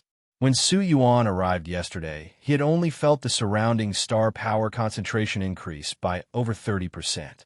But by 7 this morning, when Su Yuan began his usual cultivation, his mind was clear, star power flowed smoothly, and he felt like he was blessed with divine assistance. This was all thanks to the soul-binding divine tree. In addition to enhancing star power concentration, it also had a calming and focusing effect. Such efficient and smooth cultivation had quickly become addictive for Su Yuan, making him cultivate from morning till now. If there weren't other matters, he would prefer continuous cultivation. Su Yuan walked briskly along the forest path when he suddenly felt a slight chill approaching from the left and stopped to look. He saw a familiar petite figure jogging towards him from a distance, with white shoulder-length short hair, ice-blue eyes, and a small, expressionless face. Luo Bingtong. Su Yuan didn't expect to see this petite humanoid star beast here. What surprised Su Yuan even more was that in just a few months, the star beast aura around her had dissipated completely, becoming undetectable. If not known beforehand, Su Yuan wouldn't have thought she was a star beast. While Su Yuan pondered, Luo Bingtong jogged past him, running towards the right path. Su Yuan checked the electronic map on his phone. Taking the right path seemed to lead to another cafeteria. Rushing to eat? By the way, she's a star beast. I wonder if Demon Capital Academy prepares special food for star beast students. Or does she eat the same as us? As long as there was enough energy and no food preferences, it didn't matter what she ate. Moreover, star beasts generally had stronger digestive systems than humans and were not worried about digestion issues. Su Yuan didn't look further and continued towards combat hall number 1. After walking 200 to 300 meters, he saw Luo Bingtong again emerging from another path and running toward a left path. What is she doing? Watching Luo Bingtong's gradually disappearing figure, Su Yuan opened the map again. Restroom? Ate too fast and got a stomachache. Confused, Su Yuan shook his head and continued forward. Before long, Luo Bingtong ran up from an angled rearward path. Su Yuan quickly made way for her. Surprisingly, this time, Luo Bingtong quietly stopped behind Su Yuan. What do you want? Su Yuan turned and asked, assuming she could understand human language. Luo Bingtong stayed silent for a moment and then suddenly recalled something. She took out a white phone from her ring, clumsily typed a few words with her finger, and showed it to Su Yuan. Combat hall number 1. Su Yuan. But Su Yuan understood and asked, so, you want to go to combat hall number 1? Luo Bingtong put away the phone and nodded lightly. Su Yuan thought for a moment, realizing she also must have received a challenge notification. However, it seemed this kid was a bit directionally challenged, having trouble with normal life. How her parents trusted sending her here was uncertain. All right, follow me. I am heading there as well. After Su Yuan spoke, he continued forward, and after a thought, Luo Bingtong silently followed. Combat hall number 1. Today, the combat hall was much busier than yesterday. The field's barrier was fully activated. Qin Jia, the vice president of the student council, who met Su Yuan briefly yesterday, was organizing the matches and determining the outcomes with some student council members. Find your next read on novelbin.com. The stands were filled with people, not just freshmen, but also some sophomores. Little Jiang, Kuin-yu, keep your eyes wide open. See if there are any promising magician recruits. Our secret technique society aims to recruit 20 people this year. Don't worry, Brother Wang. I've done my homework. The one named Xia Yu, about to fight, is the most promising magician. I heard there are several martial arts prodigies this year. The president specifically mentioned 2 people, remember? Yeah, one called Wei Hong, and the other Zhang Tai. Both are bronze level. The president wants us to communicate with them today. The Southwest Wei family and the East Pole Zhang family, definitely martial arts powerhouses. Their level should be adequate. In the stands, small groups of sophomores observe the freshmen, mostly seeking fresh blood for their societies. Martial Arts Society, Secret Technique Society, Summoning Society. These various and distinctive societies were one reason the Academy produced so many talented individuals, fostering a thriving environment. Each society's members typically followed similar disciplines, supporting each other and progressing together. This was incredibly beneficial for students, especially freshmen.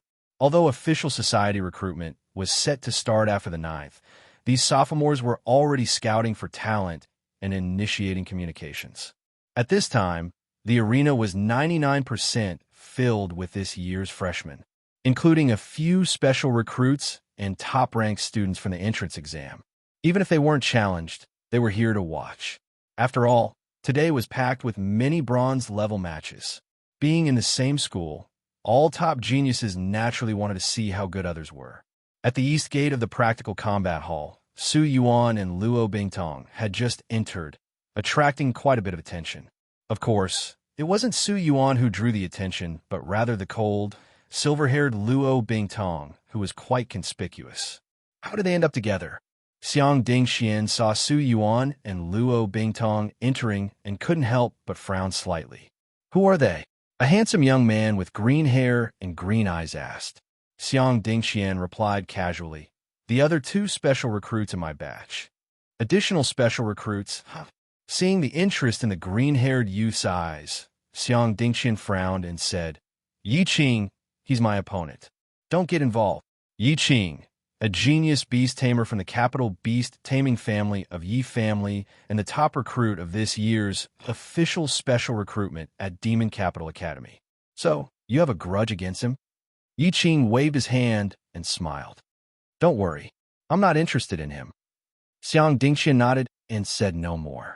Yi Qing looked in the direction of Su Yuan and Luo Bingtong. His expression suddenly changed, as if he sensed something. He immediately closed his eyes, made a seal with his right hand, and lightly tapped the center of his brow with his forefinger. A moment later, Yi Qing opened his eyes again, deep green fluorescence flowing in his eyes. Everywhere he looked, everyone had a unique golden symbol marked on them.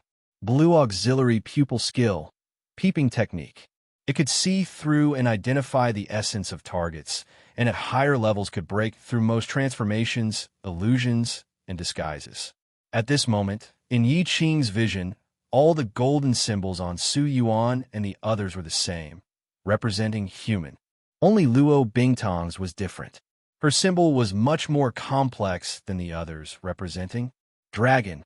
She was a master-level dragon, and her bloodline was extremely pure. Yi Qing closed his eyes and took a deep breath. When he opened them again, the deep green fluorescence was gone, but the look in his eyes toward Luo Bingtong now had a barely suppressed fervent heat.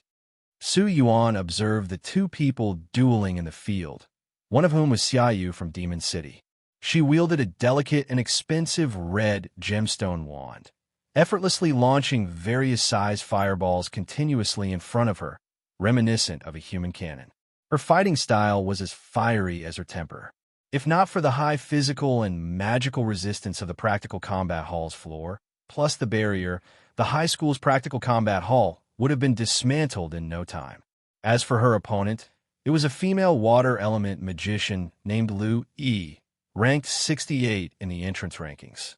Lu Yi decided to challenge Xiaoyu, thinking she had the elemental advantage. However, every water dragon bullet and blue water triplet she cast was swiftly and ruthlessly evaporated by Xiaoyu's fireballs. Such a huge difference in strength. The slight elemental restraint was wholly insufficient to compensate. If there was no trump card to change the situation, the outcome was just a matter of time. Enjoy more content from NovelBin.com. Bronze middle stage and a blue star artifact. Xiaoyu didn't conceal her strength. The intense star power fluctuation emanating from her clearly indicated she was at bronze middle stage, and the red gemstone wand she wielded was undoubtedly a blue fire element magic wand with a massive amplification ability. A blue star artifact. Even at the gold level, not many could use a blue star artifact. If not for the terrifying enhancement of the red gemstone wand, Xiaoyu couldn't possibly suppress Lu Yi solely with the perfect level fireball technique so forcefully. After all, Lu Yi was no ordinary bronze level talent. She was one of the top 100 geniuses in the entrance rankings of Demon Capital Academy. Su Yuan, you've come? As Su Yuan was pondering, Shang Baiyu walked out from the crowd in the aisle. Su Yuan smiled. I knew you'd be here first. Su Yuan speculated that Shang Baiyu's fervor for healing might be due to a natural inclination to study medicine and help others. Alternatively, it could also provide him with certain benefits. However, respecting someone's cultivation privacy, Su Yuan wouldn't pry. If there was any issue, it wouldn't fall to him. Yang Yifeng and the school would certainly take action. Shang Baiyu smiled, then glanced at Luo Bingtong behind Su Yuan. He was stunned at first, and then curiously asked, Su Yuan, who is she? Su Yuan turned and introduced, she's Luo Bingtong, the other special recruit with me. So, she's also a special recruit. Shang Baiyu hurriedly greeted, hello, I'm Shang Baiyu. Luo Bingtong looked at him, nodded, but had no intention of speaking. Seeing this, Su Yuan said, she's just this cold. Don't mind. It's fine. Shang Baiyu smiled and shook his head, about to say more when suddenly a loud noise came from the front. Su Yuan and Shang Baiyu immediately turned to see a fiery flame red lotus erupting in the field. The tumultuous flames rolled fiercely, causing ripples in the barrier over the stage. Shang Baiyu exclaimed, what a powerful move. Definitely a skilled or higher blue fire element skill. Su Yuan nodded gravely. Yes, indeed powerful. It seemed to have the combined power of 7 or 8 hellfires. Several seconds later, the afterglow of the fiery flame red lotus faded, revealing the figures of 2 people. Lu Yi's face was somewhat pale, and in front of her stood Qin Jia, the vice president of the student council, overseeing the challenge. Though knowing Xiaoyu hadn't used her full strength, Lu Yi still decided to go all out for a final strike. First, she cast a water flow wall for defense, then used sea-colored vines to control Xiaoyu, and finally, with great success, Deep Sea Call condensed 4 immensely powerful sea dragons. However, Xiaoyu easily broke the sea-colored vines binding with a resistance fire ring. Seeing Lu Yi's persistence, she unleashed her coming-of-age gift, a T1 level blue attack star card, Fiery Flame Red Lotus. The overwhelmingly powerful Fiery Flame Red Lotus obliterated the 4 water dragons and pressed toward Lu Yi. Qin Jia saw this and decisively stepped in to rescue, resulting in the current situation. Xiaoyu wins. Qin Jia glanced at Xiaoyu, who was leaning on her wand with one hand on her hip, and announced calmly. Lu Yi came up behind, still a bit shaken, and stammered, Thank you, Senior. Qin Jia nodded slightly, seeing multiple burns on Lu Yi, and told a nearby student council youth, Tian, get someone to give her treatment. Though not directly hit by Fiery Flame Red Lotus, Lu Yi had still been struck several times by Xiaoyu's fireballs and was seriously injured. Got it, President. The young man named Tian responded, quickly spotting Shang Baiyu in the crowd, and called out, Baiyu Jr., come over here. Coming. Shang Baiyu responded loudly, then hurriedly said to Su Yuan, I'm going over. Su Yuan, give it your all later. If you get hurt, I'm here. I've got your back. Shang Baiyu shouted and quickly went over. Su Yuan watched Shang Baiyu's back, shaking his head. That guy, is he cursing me? As Xiaoyu shattered Lu Yi with a stunning fiery flame red lotus, the atmosphere in the arena reached its peak. As expected of Xiaoyu from Demon Academy, she's incredible. Top-tier genius plus ultimate pay-to-win. It's impossible not to be amazing. Xiaoyu put away the red gemstone wand and walked out of the real battlefield amid the astonished gazes and murmurs of the crowd. The freshmen on the road automatically made way for her. Even after she sat down, many still glanced at her occasionally, continuing their discussions. There's no real difference between Demon Capital Academy and middle school. Xiaoyu felt both a bit bored and a bit disdainful. From childhood to now, Any event she attended, she was always the center of attention. It was the same in Demon City. Now, coming to Demon Capital Academy, nothing seemed to have changed.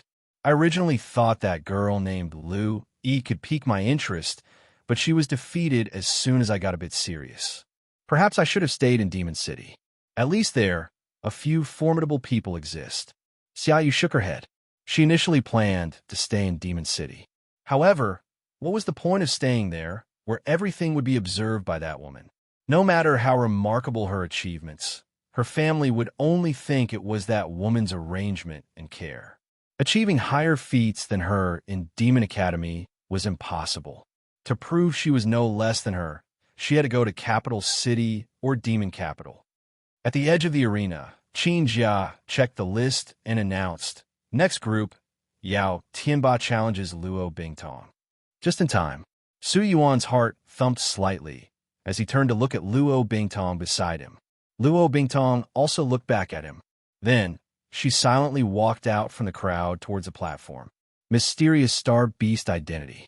Achieving the Star Apprentice 9th rank like him to pass the 6th layer of the soul, comforting, mysterious burial tablet. Su Yuan was curious about her overall strength. So far, he only knew she seemed to be an ice attribute star beast. But up next, they should be able to see something. Because the boy named Yao Tianba challenging Luo Bingtong was also no ordinary person. "Make way. Why are you pushing me? Be careful." Amid the slight noise, a youth about 6 feet 1 inch with developed muscles and dark skin stormed through the crowd and leaped heavily into the real battlefield. The youth extended his hand. Starlight surged, and a hefty black-golden iron hammer appeared and crashed onto the ground. Boom! The hammer hit the ground, causing a slight tremor. It was heavy. The youth grinned and casually lifted the black-golden hammer with one hand, resting it on his shoulder. What tremendous strength! The watching freshmen were stunned. Some senior members recruiting for clubs on the stands also lit up their eyes, focusing intently. This was Yao Tianba from Taizhou No. 1 Middle School, ranked 33rd in the entrance exam, possessing a strength-type blue soul card. Yao Tianba scanned the surroundings loudly. "Where's Luo Bingtong? Come up here." Without Yao Tianba having to shout, a petite white figure had already reached the edge of the field and stepped in. With silver hair and blue eyes, the expressionless girl Luo Bingtong caught everyone's attention as soon as she stepped on the stage. You look, this girl named Luo Bingtong is so tiny. She looks so cute and dazed. Damn, a white-haired loli? This is cool. If it weren't for seeing her here, I would have thought she was a middle schooler. She's so tiny. Could she really face off against that muscle giant? I'm not sure I can bear to watch. Don't worry, man. She's a specially admitted student. She won't be as simple as she looks. Everyone was quite surprised that Yao Tianba's opponent turned out to be such a tiny girl. Their body size contrast was so significant, it felt rather jarring. On the stands, Xiang Dingqian's expression grew serious. If anyone's background Xiang Dingqian wanted to know the most, first would be Su Yuan, and second would be Luo Bingtong. Among the specially recruited batch, Su Yuan and Luo Bingtong had test scores higher than his and tied with him, respectively. Unlike himself, these two participated in the assessment while still being Star Apprentice 9th rank. He hadn't understood it before. Now he could finally see what Luo Bingtong was capable of. Besides Xiang Dingqian, Yi Qing was even more focused, staring at Luo Bingtong on the field without blinking. Yao Tianba looked at the opposite standing Luo Bingtong, quite surprised. I randomly picked an opponent, and it turned out to be such a little girl. Waving the iron hammer with one hand, Yao Tianba grinned. "Hey, do you need me to go easy on you? Otherwise, I might accidentally flatten you." Luo Bingtong quietly watched him, blinking as if she didn't quite understand what he was saying. Then she opened her right hand, and amidst swirling frost and snowflakes, a snow-white long blade materialized. The two stood still with their weapons, unnecessary for anyone to declare. The battle had already begun. Yao Tianba retracted his arrogant stance and adopted a serious, heavy demeanor. In reality, from the start, Yao Tianba hadn't underestimated Luo Bingtong in the slightest. Although she was petite and harmless-looking, how could a student pre-selected by a Burning Sun-level teacher be simple? He had tried to provoke and distract her with words, but it had no effect. Luo Bingtong stood there like a walking ice block, holding her long blade, unmoving. Can't figure it out, then I'll just go for it. With this in mind, Yao Tianba charged forward with his hammer. Find your next read on Novel.com. Midway, he leaped up. Gripping the heavy hammer with both hands, he began spinning it. A layer of golden light flowed over the hammer's surface. It's the centrifugal armor-breaking hammer, Yao Tianba's trump card move, taking it out first thing. One Taizhou number 1 middle school student on the stands exclaimed. The centrifugal armor-breaking hammer used centrifugal force to efficiently compress star power and significantly enhance the hammer's power. In an instant, Yao Tianba had taken 3 steps, spun 3 times, and reached Luo Bingtong. By then, the hammer was glowing with golden light, emitting a fearsome aura. Luo Bingtong still stood motionless, not dodging. Seeing Luo Bingtong had no intention to evade, Yao Tianba furrowed his brows. He worried that Luo Bingtong might have set up a trap unnoticed. At the same time, he feared his hammer might accidentally crush the tiny girl if anything went wrong. But the two were now inches apart. There was no turning back. Thinking that Qin Jiao was watching nearby, he hoped nothing would go wrong. Gritting his teeth, Yao Tianba swung the hammer, larger than half of Luo Bingtong's body, down towards her head. Clang! A high-pitched metallic clash rang out. A wave of white energy blasted out from the center of the arena. In the center stood Luo Bingtong, right hand holding the blade above her head. The triple-powered hammer crashed against the snow-white slender blade and could not press it down. How was that possible? Yao Tianba's pupils shook violently, his eyes filled with horror. That was a centrifugal armor-breaking hammer at the 3rd transition. It could smash a silver early-stage elite star beast with one blow.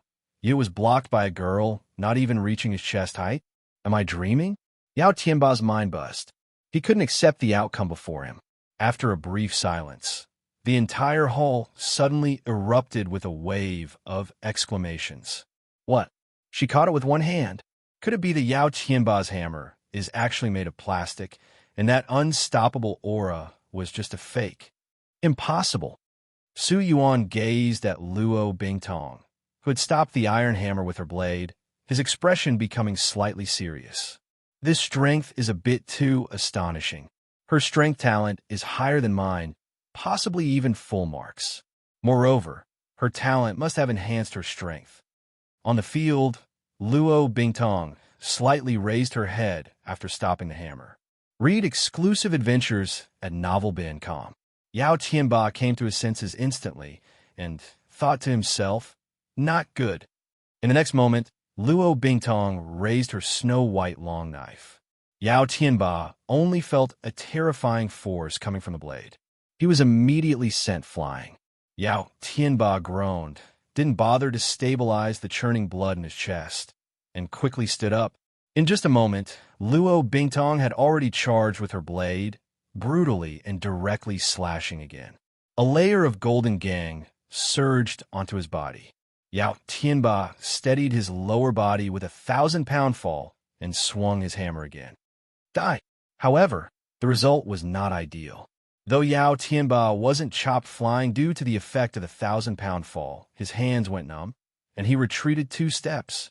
Luo Bingtong did not stop moving. Her knife, shining coldly followed by frost like a chain, constantly slashed out ferociously, forcing Yao Tianba to retreat continuously. Before long, they reached the edge of the barrier. Defeat was evident. At this rate, he would inevitably lose. Yao Tianba's face darkened, and he roared in anger. Powerful Arhut! A strong burst of golden star power surged from Yao Tianba, pushing Luo Bingtong back a bit. Yao Tianba's entire body was enveloped in a violently surging golden star power, which then all contracted into his body's surface, as if he were coated in gold dust. His aura suddenly became deep and unpredictable. Seeing Luo Bingtong slashing again, Yao Tianba snorted coldly and swung his hammer. Clang was heard. This time, Luo Bingtong was actually sent flying by the hammer. The spectators were shocked. This Yao Tianba is so strong. He actually turned the tables. This is his blue soul skill, powerful Arhut. A boy from the same school as Yao Tianba said excitedly.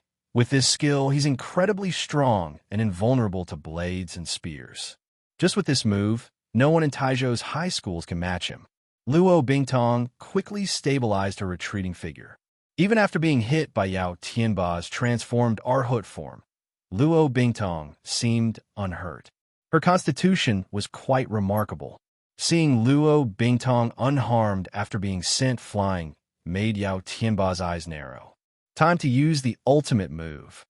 Yao Tianba stomped his foot.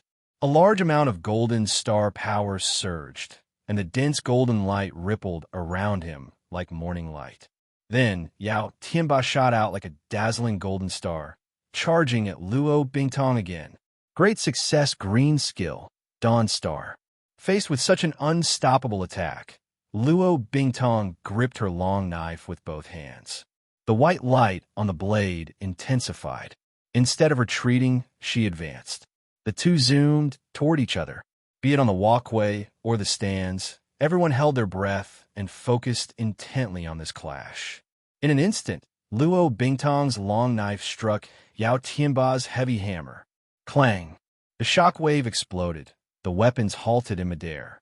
As frost and snow swirled, an intense chill spread out from Luo Bingtong, turning the 20-meter radius around her frost white. Yao Tianba's face changed drastically. The cold was so extreme that even his Vajra transformation couldn't withstand it for long. Crack! Crack! At that moment, a continuous cracking sound echoed.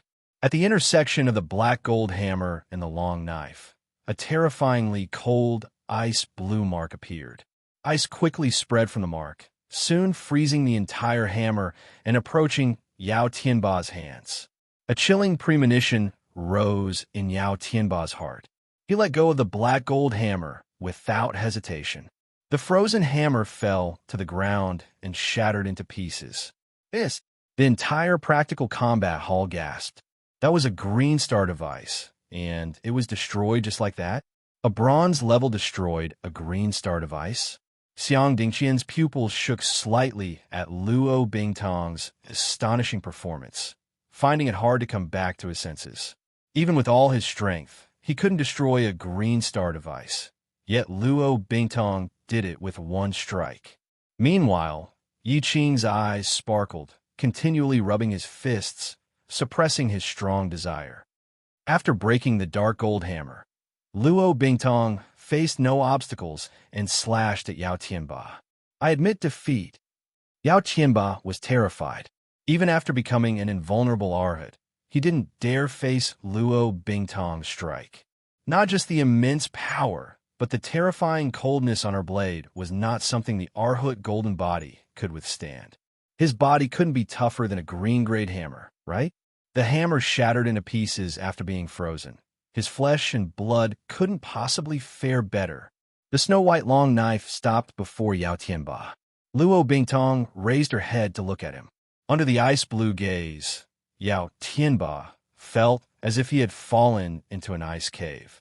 While the onlookers couldn't feel it, Yao Tianba sensed Luo Bingtong's inner coldness, as if human lives meant nothing to her, and she could kill him any time.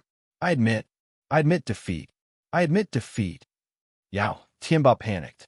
At that moment, Luo Bingtong lowered her long knife. Kong Zheng had said that in the academy, it wasn't like the ancient Forbidden Zone. One couldn't harm others arbitrarily. Moreover, they shouldn't kill and must listen to the dean and teachers. Yao Tianba let out a long breath of relief. Ignoring the corpse of his dark gold hammer, he quickly left the real battlefield. Qin Jia announced, Luo Bingtong wins. White-haired Lolas are the best.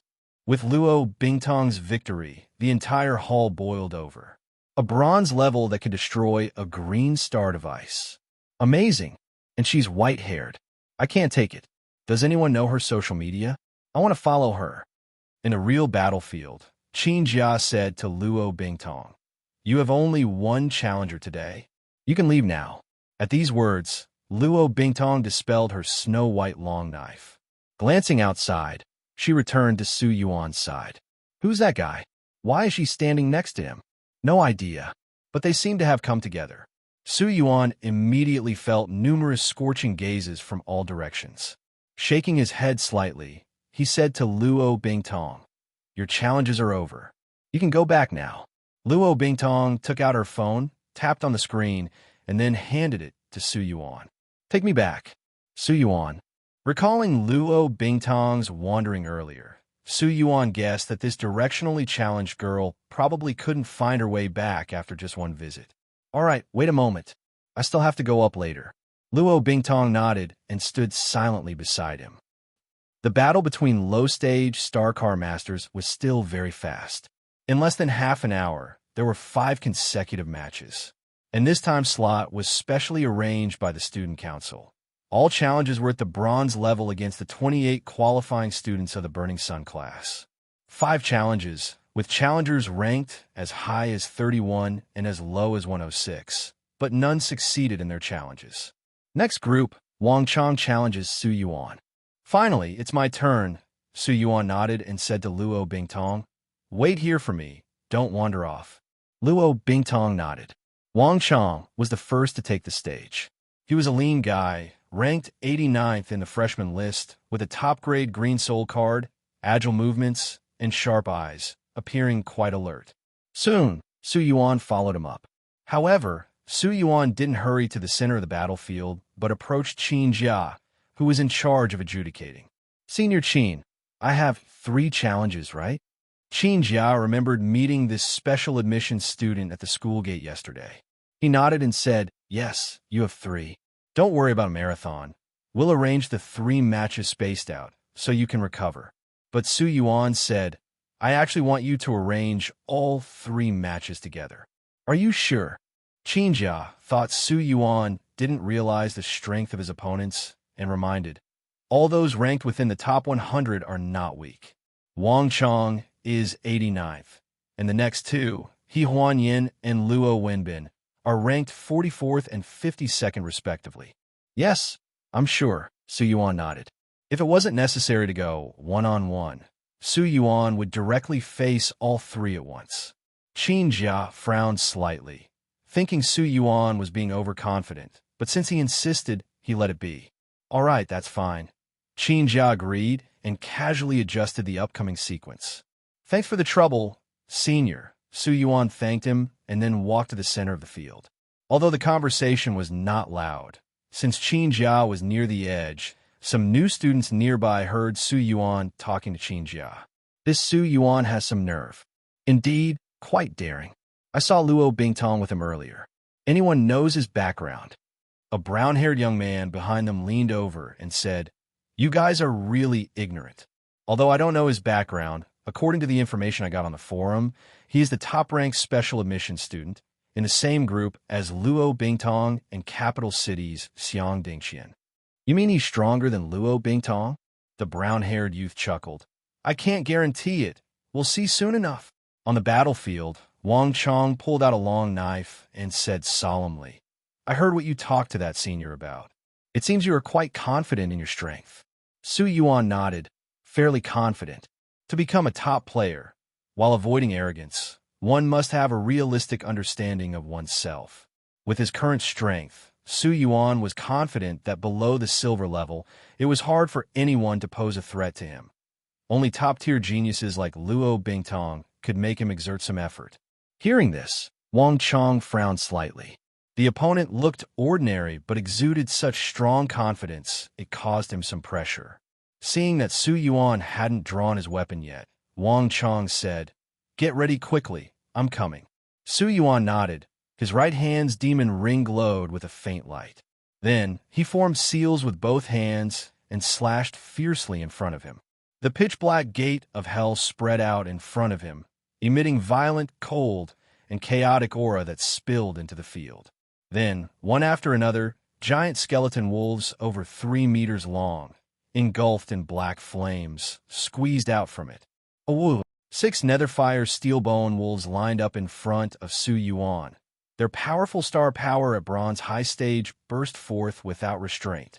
What is this? A necromancy summoning technique. Holy crap, 6 skeleton wolves, and all at Bronze High Stage.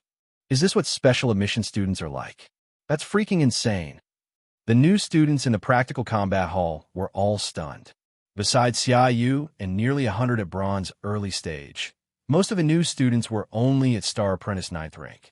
And here Su Yuan summoned 6 Bronze High Stage Elite Star Beasts right off the bat? How are they supposed to play? The most shocked was Xiang Dingxian, who had always wanted to fight Su Yuan. Turns out he's a summoner? No wonder he could pass the 6th wave of the soul-comforting mysterious burial tablet. Forget 6 Bronze High Stage Bone Wolves. Even Bronze Early Stage has a fair chance to pass, not to mention that summoners usually have more than one summoning creature. Yi Qing watched Su Yuan summon the Bone Wolves and sneered. Xiang Dingxian, this is the guy who beat you in the exam. A summoner? Yes. Yi Qing chuckled. A summoner. If you don't mind, I can help you deal with him. Yi Qing looked down on Su Yuan, not for any other reason, but simply because Su Yuan was a summoner. Belonging to the larger school of thought, beast tamers and summoners had entirely different philosophies. Not only was there no harmony between brother schools, but there was mutual disdain and multiple theoretical and practical clashes every year. No need, Xiang Dingxian sneered. Who I, Xiang Dingxian, want to deal with doesn't need outside help. Since the school has started, I'll find a chance to challenge him soon. Yi Qing smiled faintly. All right, as expected of you. Both from noble families, Yi Qing's stance was subtly higher than Xiang Dingxian's. Because Yi Qing was the only child of his generation in the Yi family, showered with love. While Xiang Dingxian had a cousin of the same age, Xiang Dingquan, who had even higher talent than him. No matter what the audience thought, the person suffering the most was Wang Chong, who was standing opposite Su Yuan with his long knife. This is freaking insane. Wang Chong swallowed, wanting to concede directly, but since he was already on stage, he had to grit his teeth and give a try. Otherwise, he'd be utterly humiliated right at the start of school. Looking at the 6 Netherfire Steelbone Wolves opposite him, Wang Chong felt like 6 alpacas were stomping back and forth in his heart. Although for Star Car Masters, quality was greater than quantity. In a situation where strength was similar, 1 against 6 meant 1 against 6, without any deception. Moreover, compared to Wang Chong, only at Bronze Early Stage, the Bronze High Stage Netherfire Steelbone Wolves were probably slightly stronger. 6 Bronze High Stage Elite Summoning Creatures. No wonder he doesn't need a rest. Nearby, Qin Jia predicted the outcome and shook his head with a sigh for Wang Chong. Summoning techniques usually had intervals between uses. It was inconvenient to insert other battles in between. It's best to take all opponents out in one go. Go! Su Yuan gave the command, and the 6 Netherfire Steelbone Wolves unleashed a barrage of Netherfire cannon at Wang Chong. Holy crap!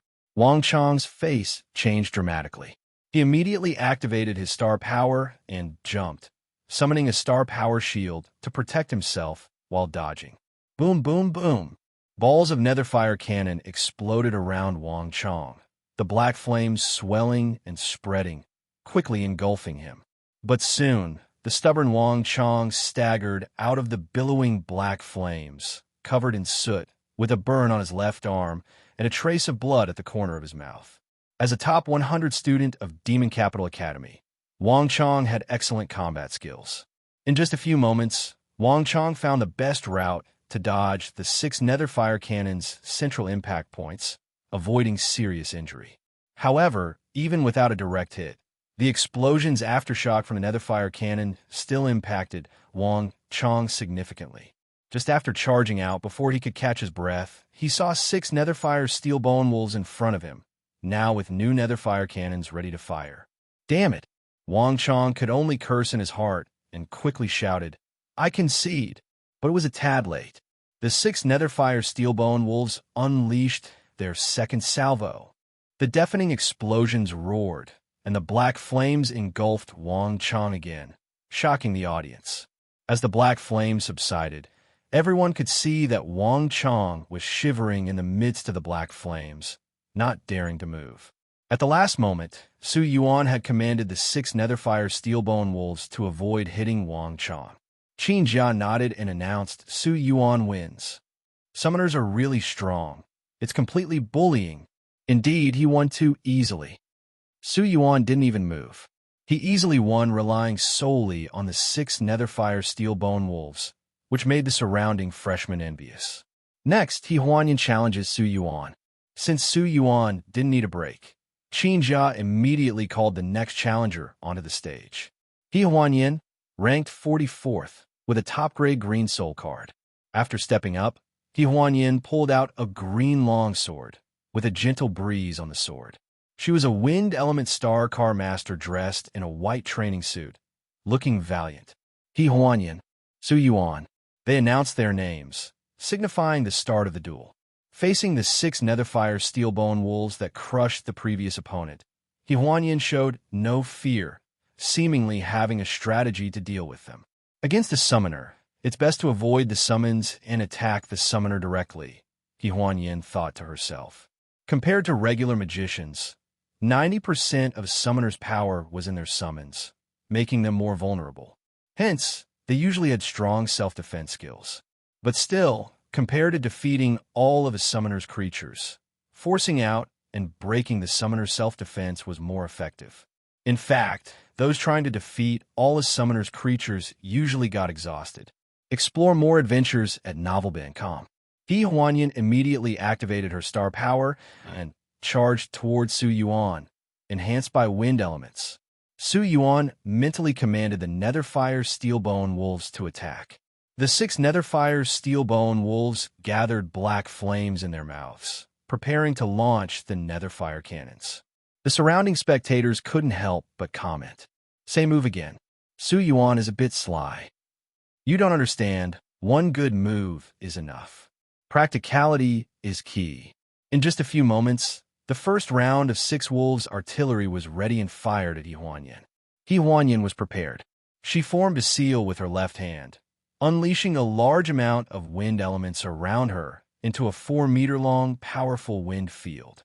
With the wind field support, He Huanyan's speed greatly increased, and all incoming Netherfire cannons were easily deflected by the wind.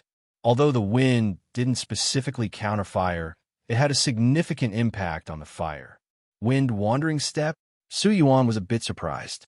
This was an advanced skill of wind walking, enhancing both speed and agility.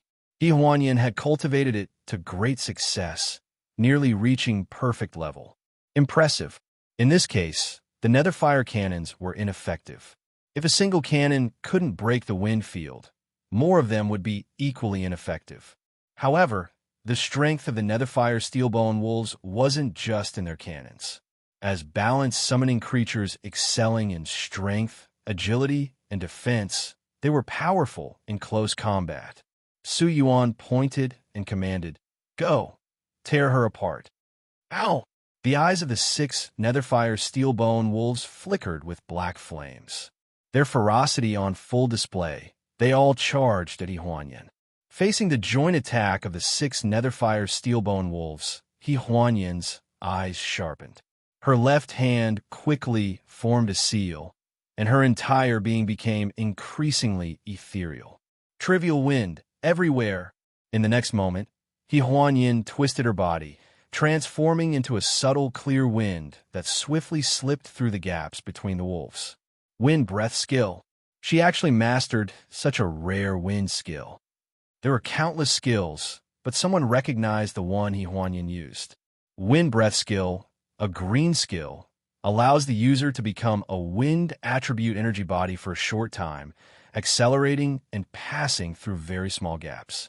However, when using wind breath skill, one would be largely immune to physical damage but still vulnerable to star power attacks, which could force the user back into their original form. And because it couldn't be maintained for long, it was somewhat impractical even as an auxiliary skill for travel. Therefore, it was relatively unpopular, earning a T3 level among mobile skills. However, the strength of a skill is one thing. Who uses it is another matter. At this moment, He Huanyin, with her superb skills and courage, caught the 6 wolves off guard and broke through their encirclement in one fell swoop.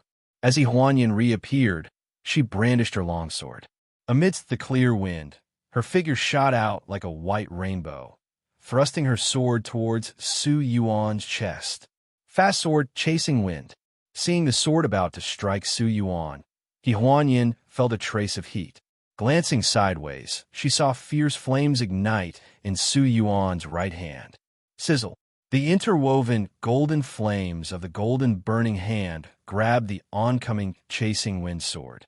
The blue long sword was only a dozen centimeters from Su Yuan's chest, but it couldn't pierce any further. Not good. He Huanyin's expression changed. She poured star power into the sword, trying to enhance its power and break free from Su Yuan's golden burning hand. However, it had little effect. Su Yuan's right hand, burning with red-gold fire, clamped down on the longsword like a pair of fiery tongs. Read new chapters at novelband.com. Just then, the sound of wind grew louder behind her. The 6 Netherfire Steelbone Wolves rushed to attack. He Huanyin frowned. A surge of wind element erupted from her back, quickly forming a pair of clear wind wings. Wind wings! Perfect wind wings! A flying skill, the onlooking students exclaimed. Even a flash of surprise crossed Su Yuan's eyes. Starcar masters could achieve short-term flight after reaching the Shining Star level. While not practical for long-distance travel, it sufficed for combat. However, for those at the lower 3 levels, skills that enabled flight were extremely rare. Wind wings stood out as an excellent green skill among them. At lower skill proficiency, wind wings increased movement speed. When cultivated to great success, it allowed for aerial combat and was more flexible than Su Yuan's elemental magnetism pressure. This was the reason He Huanyin dared to challenge Su Yuan, who had 6 Netherfire Steelbone Wolves. In He Huanyin's view, no matter how strong these bone wolves were, as long as she took flight with wind wings, they couldn't touch her. At that moment, He Huanyin decisively released her grip on the longsword. With a flap of her wind wings, she rapidly soared into the air. The pursuing Netherfire Steelbone Wolves saw this and immediately charged their Netherfire cannons, aiming at He Huanyin. He Huanyin, now more agile in the air, easily dodged these attacks without even using wind-wandering step. With a slight shift of her body, she evaded the Netherfire cannons. The cannon blasts hit the ceiling of the practical combat hall, causing booming sounds. A flash from the ring on He Huanyin's hand summoned a large white bow. Holding the bow in her left hand and drawing the string with her right, she channeled the wind element from her body, converging it onto the white bow to form a 5-foot-long gale arrow.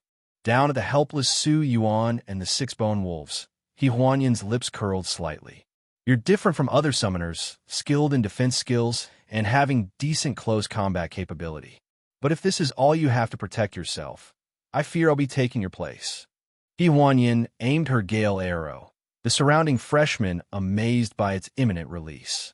Could it be that the first successful challenger of this year is about to emerge? Flight and such an astounding energy wind arrow. Let's see how Su Yuan handles this. If he can't, he'll have to use the bone wolves to block it. Indeed, He Huanyin is really impressive. She was subdued by Su Yuan just now, yet now she has turned the tables. Exactly. And not only are her skills unique and high level, but she also uses them exceptionally well. Just as He Huanyin was about to release her right hand, a glint of silver flashed. Su Yuan suddenly disappeared from her sight. What happened? Shocked, He Huanyin hurriedly scanned the surroundings but found no trace of Su Yuan in the vast combat arena. Up there! What the hell? How'd he get up there? Silent observers were wise, but the practical combat hall's barrier lacked soundproofing, inviting interjections.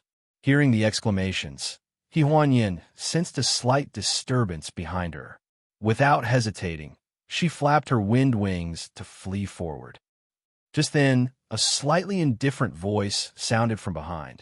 Step down. He Huanyin's heart skipped a beat. Then, an intense pain that almost made her faint came from her back. Su Yuan's golden burning hand, intertwined with gold fire, struck heavily on He Huanyan's back. The powerful force immediately twisted He Huanyan's face, her eyes losing focus. In the next moment, her entire body was slammed heavily from midair back to the ground. Boom! A loud crash. The heavy blow to her back, the backlash of the gale arrow, and the injuries from the high fall. In just a short moment, He Huanyan suffered 3 heavy traumas in succession. After spitting out a mouthful of blood, she rolled her eyes and fainted on the spot. Is it over just like that? Everyone in the hall looked at He Huanyan, who was lying motionless on the ground, and Su Yuan, who was hovering in midair. After a moment, they finally recovered from the sudden change in the situation and were all shocked. Su Yuan can fly too? Not just flying, instant movement. It must be instant movement. This guy is too fierce. But he was really ruthless, knocking the girl out cold. She looks seriously injured. Isn't that a bit too much? Too much? What a joke. In battles between star card masters, if you hold back, do you want to get counter-killed? The entire hall was filled with heated discussions. Some were shocked by Su Yuan's display of instant movement and flying skills, while others were worried about He Huanyan's injuries. Qin Jia quickly walked to He Huanyan's side, bent down to check her injuries, and couldn't help but breathe a sigh of relief. The situation had changed too quickly just now. Qin Jia didn't have time to catch He Huanyan. Now it seemed her back injury was not as severe as expected. Although the blow to her back was full of strength, not much star power was attached. It seems Su Yuan had held back. Although she was still seriously injured, her internal organs were not severely damaged. After some treatment, she would only need a rest for a couple of days. At this moment, Su Yuan landed back on the ground and walked over to confirm He Huanyan's condition. Qin Jia announced the result and then instructed Du Jingtian, a student union member who had come over, Tian, take her to teacher lawn. Before Du Jingtian could respond, Shang Baiyu had already come over. Senior, I can treat her too. Leave it to me. Du Jingtian paused at these words and looked at Qin Jia with an inquiring gaze. Qin Jia said sternly, take her directly to teacher lawn. It's one thing if it's a minor injury, but this one is much more severe. How can we trust a freshman with it? Got it, Du Jingtian responded. Then, with a wave of his right hand, star power flowed from his palm, fixing He Huanyan's body in place. Only then did Du Jingtian carefully carry her to the medical room nearby. Shang Baiyu shook his head in disappointment. It was rare to have a serious injury, and yet he didn't get the chance to act. Looking at Su Yuan, who remained calm, Shang Baiyu clicked his tongue and sighed. You're really amazing, Su Yuan. Su Yuan nodded without saying much. After Shang Baiyu left the scene, Qin Jia announced again. Next, Luo Wenbin challenges Su Yuan. I forfeit. Your next chapter is on novel Bincom. From the edge of the platform, Luo Wenbin, who had been waiting there, decisively spoke up. The freshmen watching in the hall heard this and didn't react with disdain. Instead, they deeply understood. Su Yuan didn't hold back. It's just the start of school, a joyous occasion. Who wants to end up better than for a few days right away? He Huanyan was ranked 44th in the entrance exams and had flying skills. She wasn't Su Yuan's match, let alone Luo Wenbin, ranked 52nd. Qin Jia nodded and said to Su Yuan, in that case, Su Yuan, your challenge is over. You may leave. Su Yuan, however, had no intention of leaving. Instead, he asked, Senior Qin, this last challenge was forfeited, saving some time. I wonder if I can borrow this venue. Qin Jia was taken aback. What do you want to do? Su Yuan smiled. I want to have another match with someone. You want to challenge someone to switch mentors? No, it has nothing to do with mentors. Hearing this, Qin Jia frowned. In that case, was it a private duel? Private duels among students were normal, as long as they were out in the open and didn't involve any underhanded tactics. The academy wouldn't interfere. Even life-and-death duels were permissible, provided both mentors agreed and a third mentor witnessed it. However, today was clearly not suitable. Firstly, today was the pre-selection challenge. Interjecting a private duel would be against the rules. Secondly, although Su Yuan appeared calm, There was a hint of killing intent in his words. It was likely not a conflict of interest, but a grudge match. Such a duel might be even more intense than the pre-selection challenges. And, as a gold level himself, Qin Jia might not be able to handle it.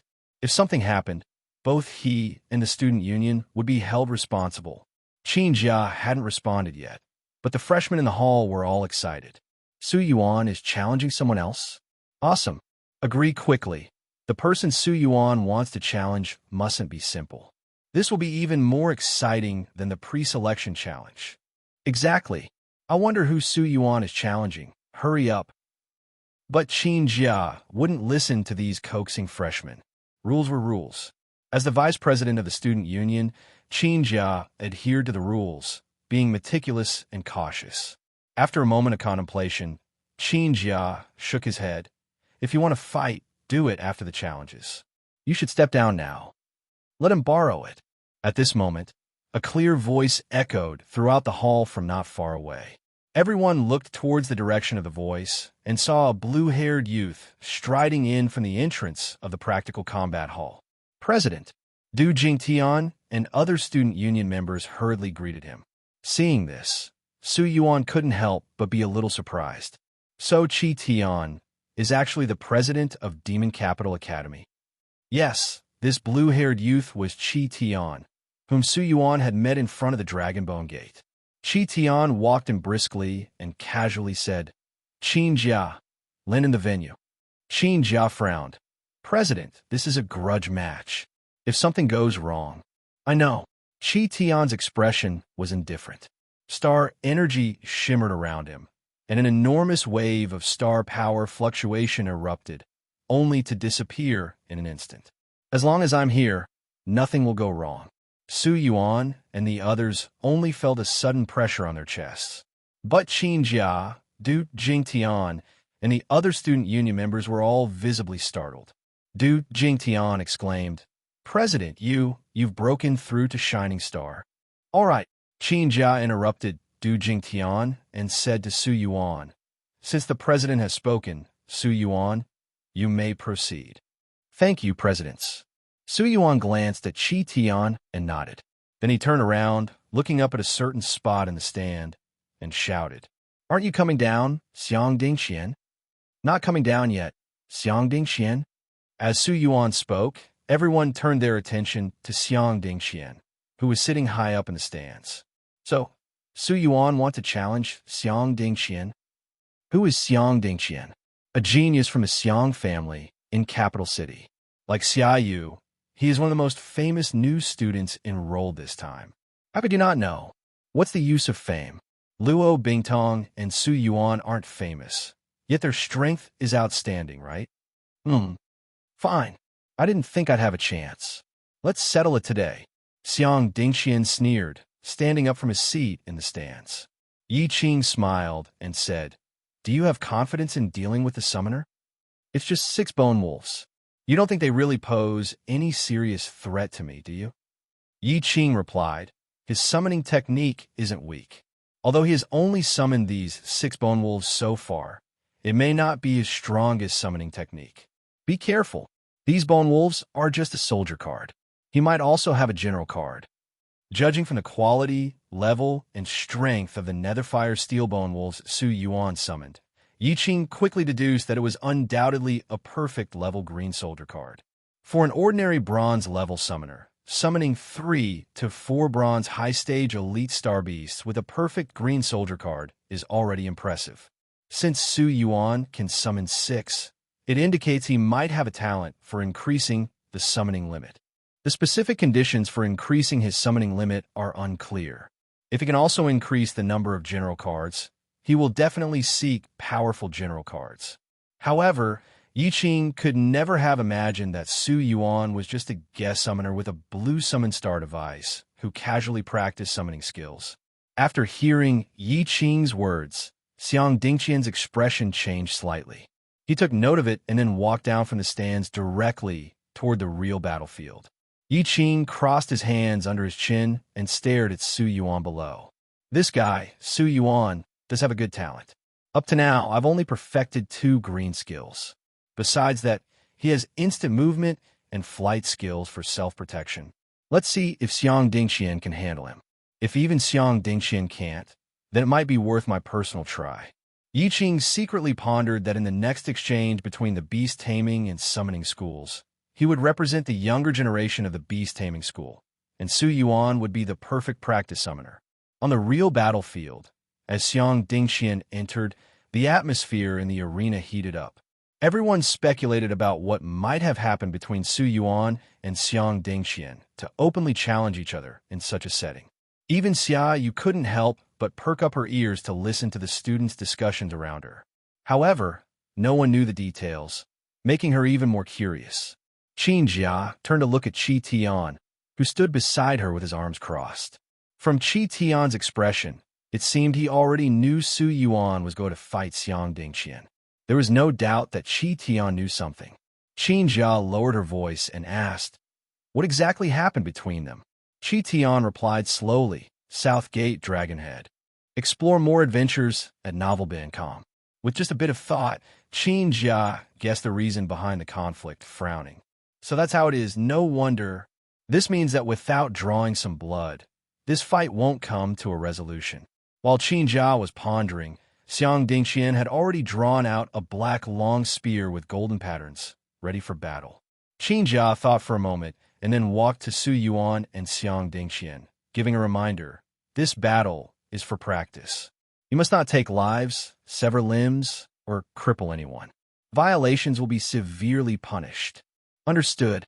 Both Su Yuan and Xiang Dingxian nodded. "Then, let's begin directly." After saying that, Qin Jia stepped back to the edge of the arena. It's starting. Xiang Dingxian versus Su Yuan. Who do you think will win? I think Su Yuan will win. His two previous opponents weren't weak, especially He Huanyin, whose actual combat strength is definitely within the top 30 despite being ranked 44th. Su Yuan easily crushed her. It's hard to say. Xiang Dingxian is from a prominent capital city family. Not only is his talent exceptionally high, but the guidance and education he's received since childhood also far exceed ours. However, Su Yuan hasn't shown many skills. His only summonings are these 6 bone wolves. Let's see if he has any other powerful summonings. The battle was about to start, and the arena grew even more lively, with everyone's eyes focused on this matchup. On the battlefield, neither Su Yuan nor Xiang Dingxian wasted any words. They immediately made their moves. Xiang Dingxian charged forward with his spear, trying to quickly close the distance to Su Yuan. Su Yuan waved his hand, repeating his earlier move. The 6 Netherfire steel bone wolves lifted their heads and opened their mouths, and the 6 wolves, artillery camp, launched their attack. Such a petty trick.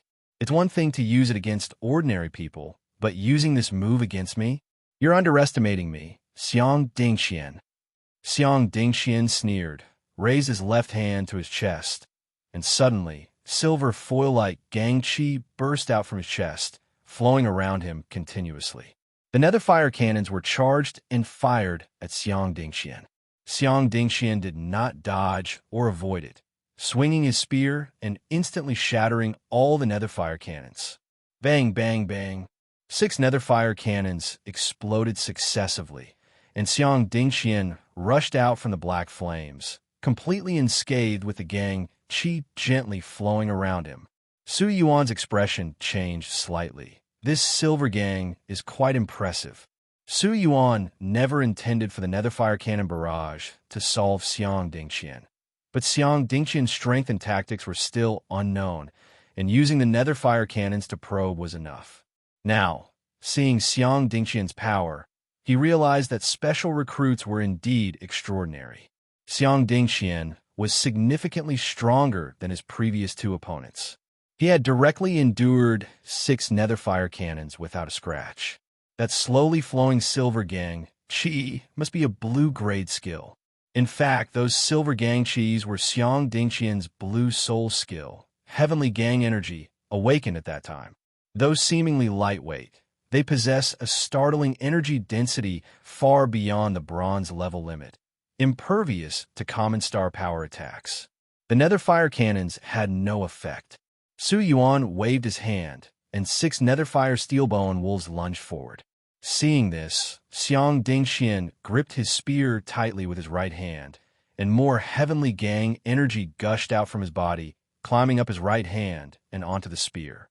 In an instant, his spear was shrouded in gang chi, gleaming silver, and its power greatly enhanced. Facing the first approaching netherfire steelbone wolf, Xiang Dingxian wielded his spear with both hands and smashed it down. The netherfire steelbone wolf unhesitatingly used its netherfire steel claws to attack the descending spear. Boom! With a muffled sound, Xiang Dingxian's spear instantly broke the steel claws and crushed its skull and body. The netherfire steelbone wolf, with its corpse encased in a gang chi reinforced by the netherflame bone talent and Dirang defense, was smashed to pieces. So strong, he one-shot a bronze high-stage elite, as expected of the genius from capital city's Xiang family. In the first clash, Xiang Dingxian's performance astonished the new students. Killing a bronze high-stage elite star beast and one-shotting a bronze high-stage elite star beast are two completely different concepts. This meant that the Bone Wolves posed no threat to Xiang Dingxian. Indeed, after smashing the first netherfire steelbone wolf, Xiang Dingxian continued to swing his spear, sending the following bone wolves flying and crashing to the ground. It seems Xiang Dingxian has made considerable progress in the past few months. Su Yuan observed Xiang Dingxian, who was dealing with each bone wolf one by one. Xiang Dingxian's cultivation had greatly advanced, and he was on the verge of breaking through to the bronze intermediate stage. More importantly, his skills had significantly improved. Otherwise, passing the 7th wave of the soul, comforting, mysterious burial tablet wouldn't have been an issue. After facing setbacks from Su Yuan and Luo Bingtong during the special enrollment, Xiang Dingxian returned and underwent hellish training in the family secret realm. Back then, Xiang Dingxian could only last a week in the secret realm before needing to come out. This time, however, he endured several months of rigorous training, with only a few days off. Even Xiang Dingxian's father was astonished, as his son exceeded the continuous training record in the secret realm for bronze level. This painful training resulted in Xiang Dingxian's increased confidence. The core confidence of a star card master should stem from their own strength, not the power behind them. This Su Yuan is in trouble. Somewhere in the stands, a few new dormitory mates discussed. When these last 2 bone wolves fall, will Su Yuan just surrender? That would be too disappointing. The 3 chatted enthusiastically, noticing that their last roommate, Huang Xiang, was focused on the battlefield without saying a word. Huang Xiang, why aren't you talking? Who do you think will win? One of them asked. Huang Xiang stared intently at the battlefield. Su Yuan will win. Surprised, his roommate asked, Are you that sure? Not sure. Huang Xiang shook his head. I just hope he wins.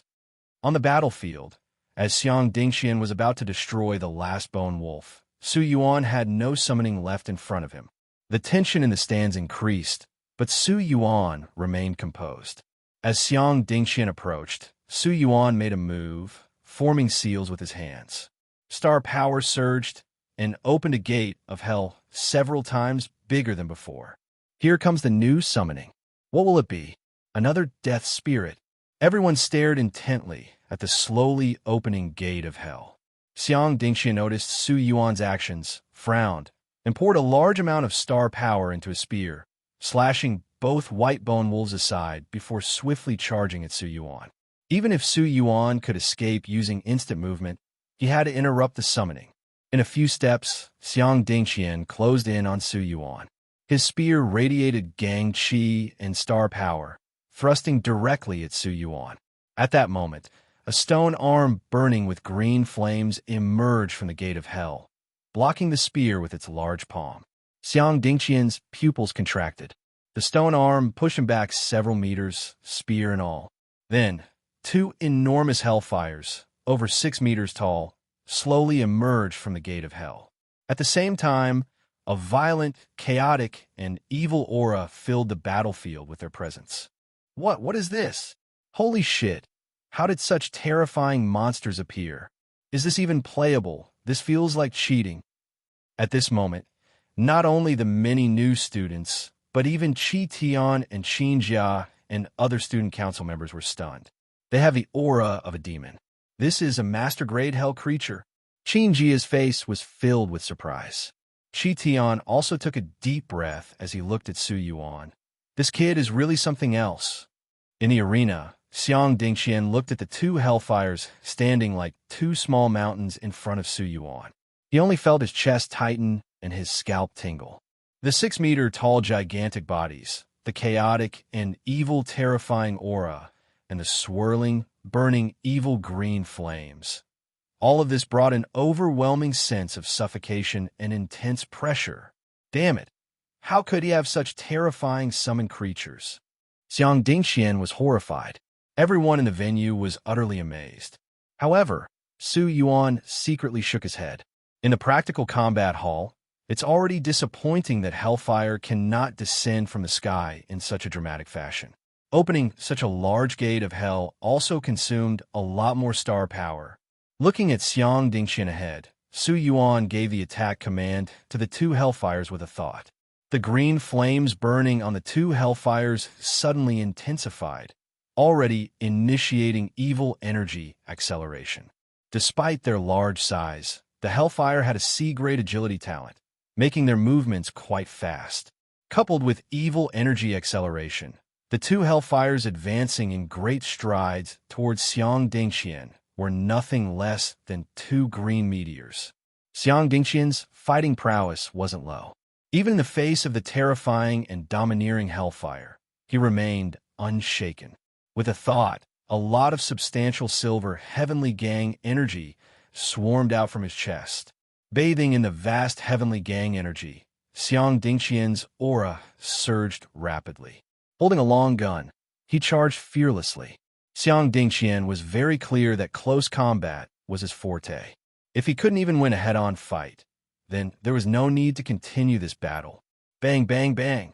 In the blink of an eye, Xiang Dingxian and the two hellfires clashed. Even with the blessings of multiple heavenly gang energies, Xiang Dingxian was still retreating step by step against the defensively terrifying evil energy rock body of the hellfire. His black long gun could leave only minor injuries with his powerful skills.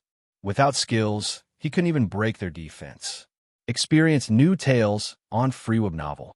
Even with his formidable strength of 68, it couldn't compare to the two bronze high-stage hellfires, with a gap of almost 2 whole levels. Not to mention, he was fighting 2 against 1. Bang! A muffled sound rang out as Xiang Dingxian was sent flying by a chaotic heavy punch from one of the hellfires. He crashed heavily into the light barrier before falling to the ground, blood seeping from the corner of his mouth. This is just too tragic. Yeah, I can't bear to watch. Everyone witnessed Xiang Dingxian's formidable strength, but his failure was in being strong, yet not strong enough.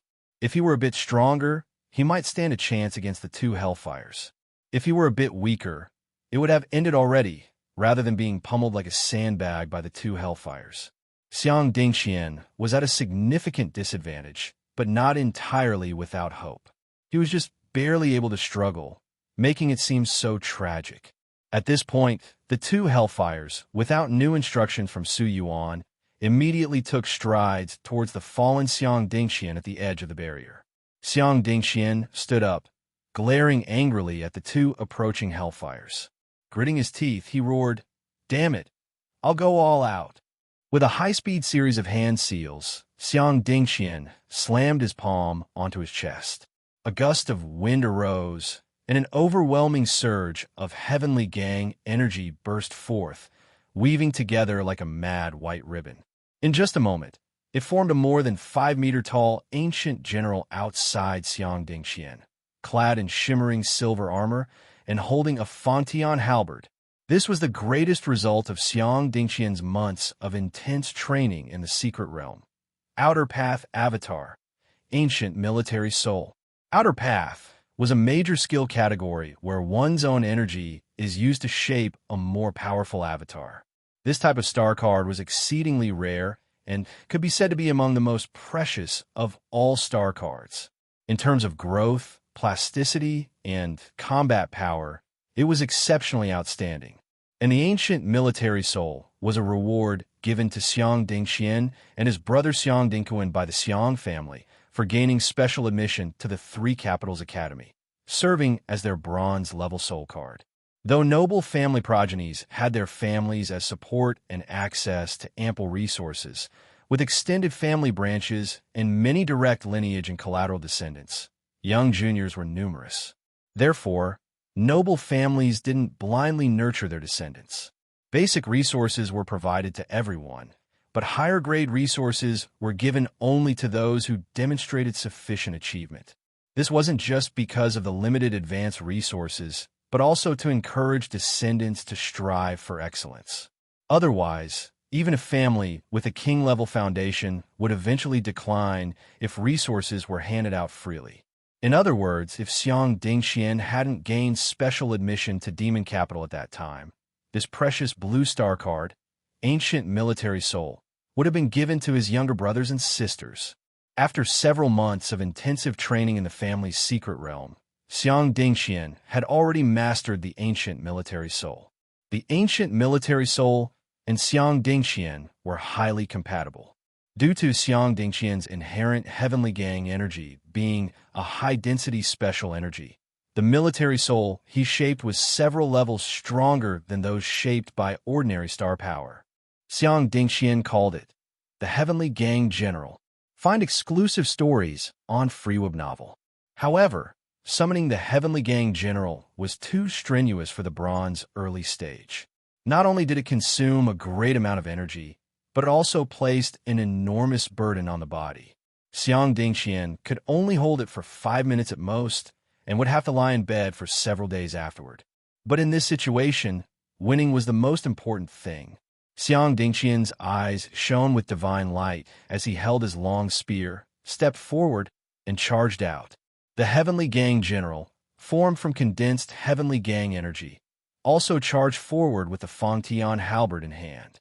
In an instant, it reached the two Hellfires, sweeping its halberd across, sweeping thousands of army kill. With a flash of silver light, the Fangtian halberd slashed across the chests of the two Hellfires. A few stones were chipped away by the halberd's tip, and two gaping wounds, each several centimeters deep, appeared on the Hellfire's chests. The two Hellfires roared in anger, swinging their fists towards the Heavenly Gang General. Xiang Dingxian was forced back a few steps, groaning, but a hint of delight flashed in his eyes. Effective. Unleashing the Heavenly Gang General could indeed break through the Hellfire's defenses relatively easily. Moreover, the enemy's fists had limited power against the high-density Heavenly Gang energy of the Heavenly Gang General. Xiang Dingxian felt a surge of joy and thought he could handle it. He needed to hurry and push back the two Hellfires, then defeat Su Yuan. Just as Xiang Dingxian felt ambitious and prepared to face the Hellfires again, Su Yuan gave the two Hellfires new instructions. The green flames in the Hellfire's eyes flickered, and both roared. Star power surged. Fire and earth elements frantically swirled around the Hellfires. Immediately, a layer of charcoal-black deep rock armor rapidly accumulated from the Hellfire's feet, quickly covering their entire bodies. The evil energy green flames burning on the Hellfire's bodies were blocked, but turned into large green patterns engraved on the deep rock armor, providing even more efficient energy to the Hellfires. That wasn't all. The two Hellfires extended their hands, and an evil power greatsword made primarily of deep rock and engulfed in surging green flames quickly formed, held by the Hellfires. In just a few moments, the Hellfires completed their transformation, their aura shifting from chaotic and violent to deep and intimidating. This was rock creation, a blue skill that could only be comprehended after Hellfire Summon was enhanced to perfect level. Whether it was the greatsword or the armor, although not at blue grade, they were still top-quality green star devices, stronger than Su Yuan's own dragon armor saber. Seeing the Hellfires armored and wielding greatswords, Xiang Dingxian was momentarily stunned, his face twitching. He gritted his teeth and once again charged forward with the Heavenly Gang General. The two Hellfires did not hold back, swinging their great swords at the Heavenly Gang General. For a while, the sound of clang-clang echoed in the field, the sound of the Heavenly Gang General being struck by the great swords. Even with two fists, one could not fend off four hands, let alone two Hellfires equipped with sword and armor, relentlessly attacking. The damage suffered by the Outer Path Avatar also reflected back to the main body. Within 2 minutes, Xiang Dingxian was struck by the Evil Power Greatsword over a dozen times, racked with intense pain, blood gushing from his mouth, staining his clothes red. Another minute passed, and the Heavenly Gang General was already deformed from the blows. As the Hellfires swung their swords once more, the Heavenly Gang General could no longer maintain its form, exploding with a bang and dissipating into Heavenly Gang energy within a few seconds. Xiang Dingxian, suffering the backlash, was sent flying about 10 meters by the exploding energy. He spat out a large mouthful of blood, his face turning pale, unable to continue fighting. Slumped on the ground, Xiang Dingxian looked at the approaching Hellfires and the distant, calmly standing Su Yuan. His mind went blank, a deep sense of helplessness rising within him. He had defeated 6 bone wolves, yet Su Yuan summoned 2 Hellfires. He unleashed the Heavenly Gang General, hoping to defeat the Hellfires, but Su Yuan immediately equipped the Hellfires with armor and weapons. It felt like no matter what cards he played, his opponent always heightened the stakes, crushing him further. So, you were playing with me all along? Xiang Dingxian suddenly realized that perhaps Su Yuan was merely toying with him. As a genius from the capital city Xiang family, he was actually being toyed with by an unknown peer, yet he vainly thought he could resist. The 2 Hellfires finally stopped before Xiang Dingxian, making no further moves. It seems the outcome is decided. Qin Jia took a slight breath when she saw the Hellfires stop. Qi Tian nodded. Wrap it up and take Xiang Dingxian for treatment. With such severe injuries and the backlash from the Outer Path skills, he'll be bedridden for 10 days or half a month. Qin Jia nodded too. But just then, a flash of silver light appeared, and their expressions changed slightly. On the field, Xiang Dingxian only saw a blur before Su Yuan appeared in front of him, holding a long knife. As their eyes met, Xiang Dingxian saw Su Yuan's beautiful yet cold silver eyes, feeling a chill in his heart. An impending sense of death overwhelmed him, his face showing panic. "No, I Su." With a flash of cold light, a scream echoed. Xiang Dingxian clutched his left face in pain, blood seeping through his fingers. Moments later, an ear plopped to the ground. Instantly, the entire arena fell silent. The newcomers in the aisles and stands were all shocked, watching the scene. Unlike normal damage sustained in a match, Xiang Dingxian clearly opened his mouth to surrender, yet Su Yuan still cut off his ear. Everyone stared at the bloody ear on the floor. Though it was far away, they all seemed to smell a faint hint of blood. At that moment, Qin Jia quickly stepped in, standing between them. "He has already surrendered. Why aren't you stopping?" Qin Jia's voice deepened. Su Yuan responded, "When I drew my knife, he hadn't surrendered yet." Qin Jia stared at Su Yuan, frowning deeply. Though Qi Tian informed her that Xiang Dingxian had tricked Su Yuan into suffering a loss at the Dragon Bone Sect's Dragon Head in the south, Su Yuan deliberately injuring an opponent inclined to surrender during a non-lethal duel was rather egregious. However, he didn't break the rules. He didn't take a life, disable limbs, or destroy someone's foundation.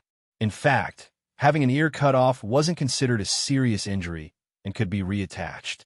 Yet, the act itself was not severely harmful, but deeply insulting. Seeing Xiang Dingxian in pain, Qin Jia ordered, "Pick up your ear." Xiang Dingxian, realizing it, endured the pain to retrieve his ear. Tian, take him to Teacher Lan. Got it. Feeling Xiang Dingxian's injuries, Du Jingtian glanced twice at Su Yuan before carrying the heavily injured Xiang Dingxian toward the nearby infirmary. Qin Jia looked at Su Yuan, frowning. "I will report this matter." "All right."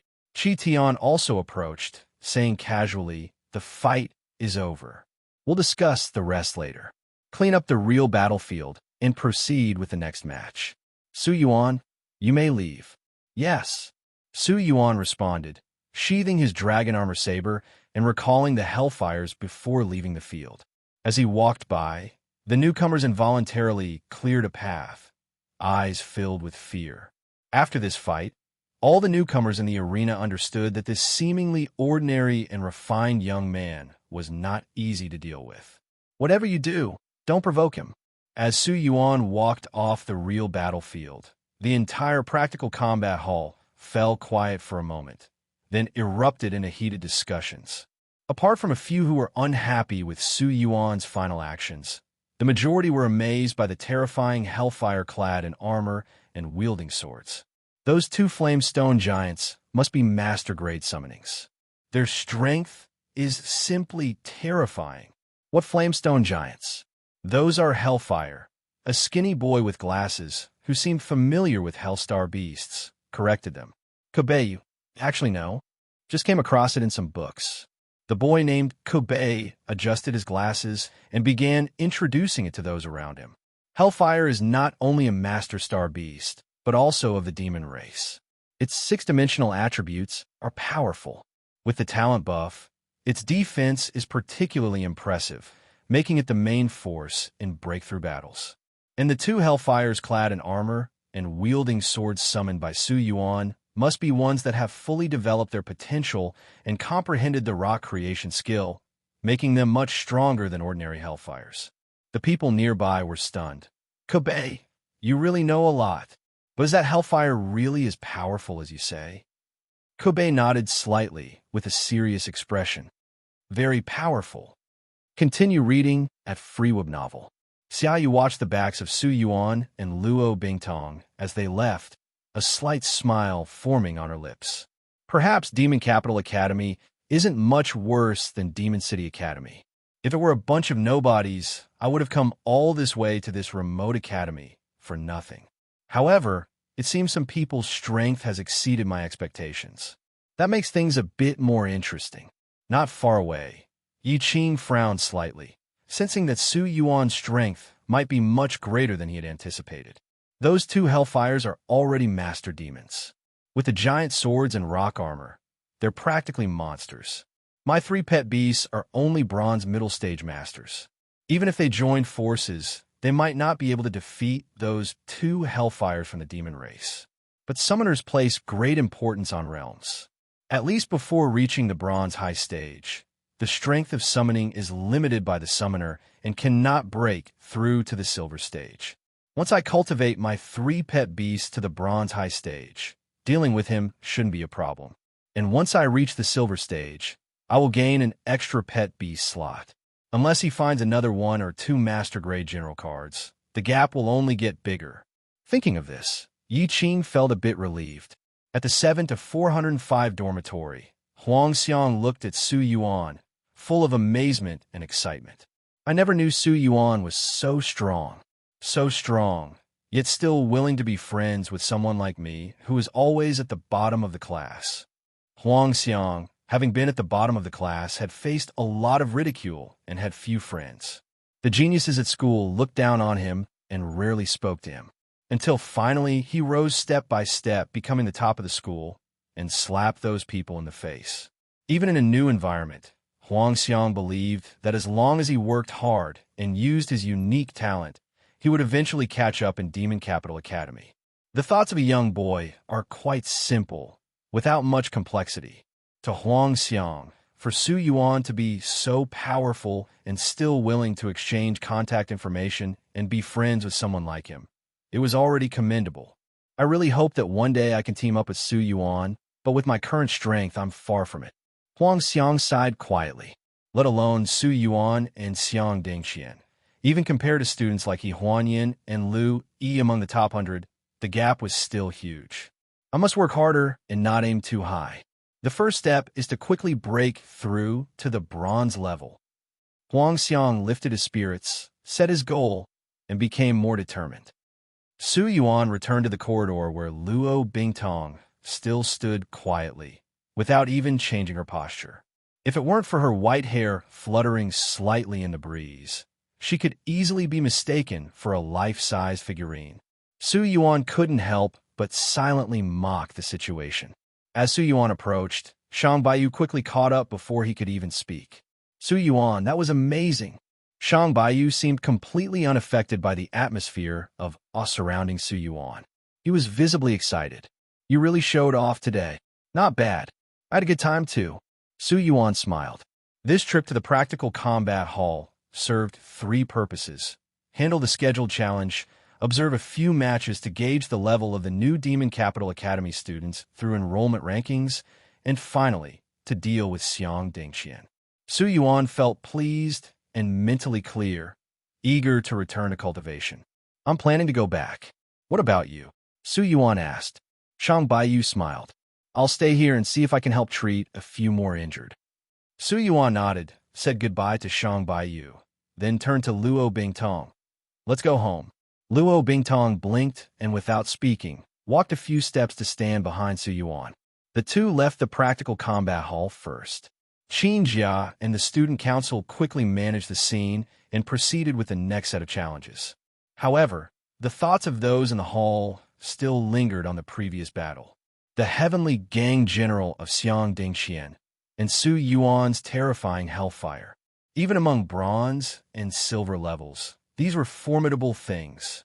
These freshmen, having been admitted to the Demon Capital Academy, were the top-tier students from all over Great Flame. But after witnessing the battles of Xia Yu, Luo Bingtong, Su Yuan, and Xiang Dingqian, they realized the enormous gap that still remained between themselves and the top students. Some freshmen were deeply discouraged by this. Others looked forward to academy life and their future even more. After the first challenge day, no one challenged Su Yuan again. Some of the other top 100 students had already submitted their challenge applications to Yang Yifeng, scheduled for the 2nd or 3rd days. But after witnessing the showdown between Su Yuan and Xiang Dingqian, they quickly withdrew their applications. Fortunately, Yang Yifeng didn't stop them and approved the process, letting these students escape unscathed, feeling lucky. But Yang Yifeng wondered what exactly Su Yuan did. How in one afternoon, everyone withdrew their challenges against him. So he went directly to the practical combat hall, accessing the combat recordings and inquiring with Qi Tian to find out what had happened. This kid, getting revenge where it's due, suits my appetite, Yang Yifeng said, satisfied after hearing the whole story from Qi Tian. One reason was Su Yuan seeking revenge. The other was Su Yuan adhering to the rules and showing restraint. Qin Jia, beside him, frowned and remarked, Teacher Yang, the nature of the contest is friendly sparring, not a life-and-death struggle.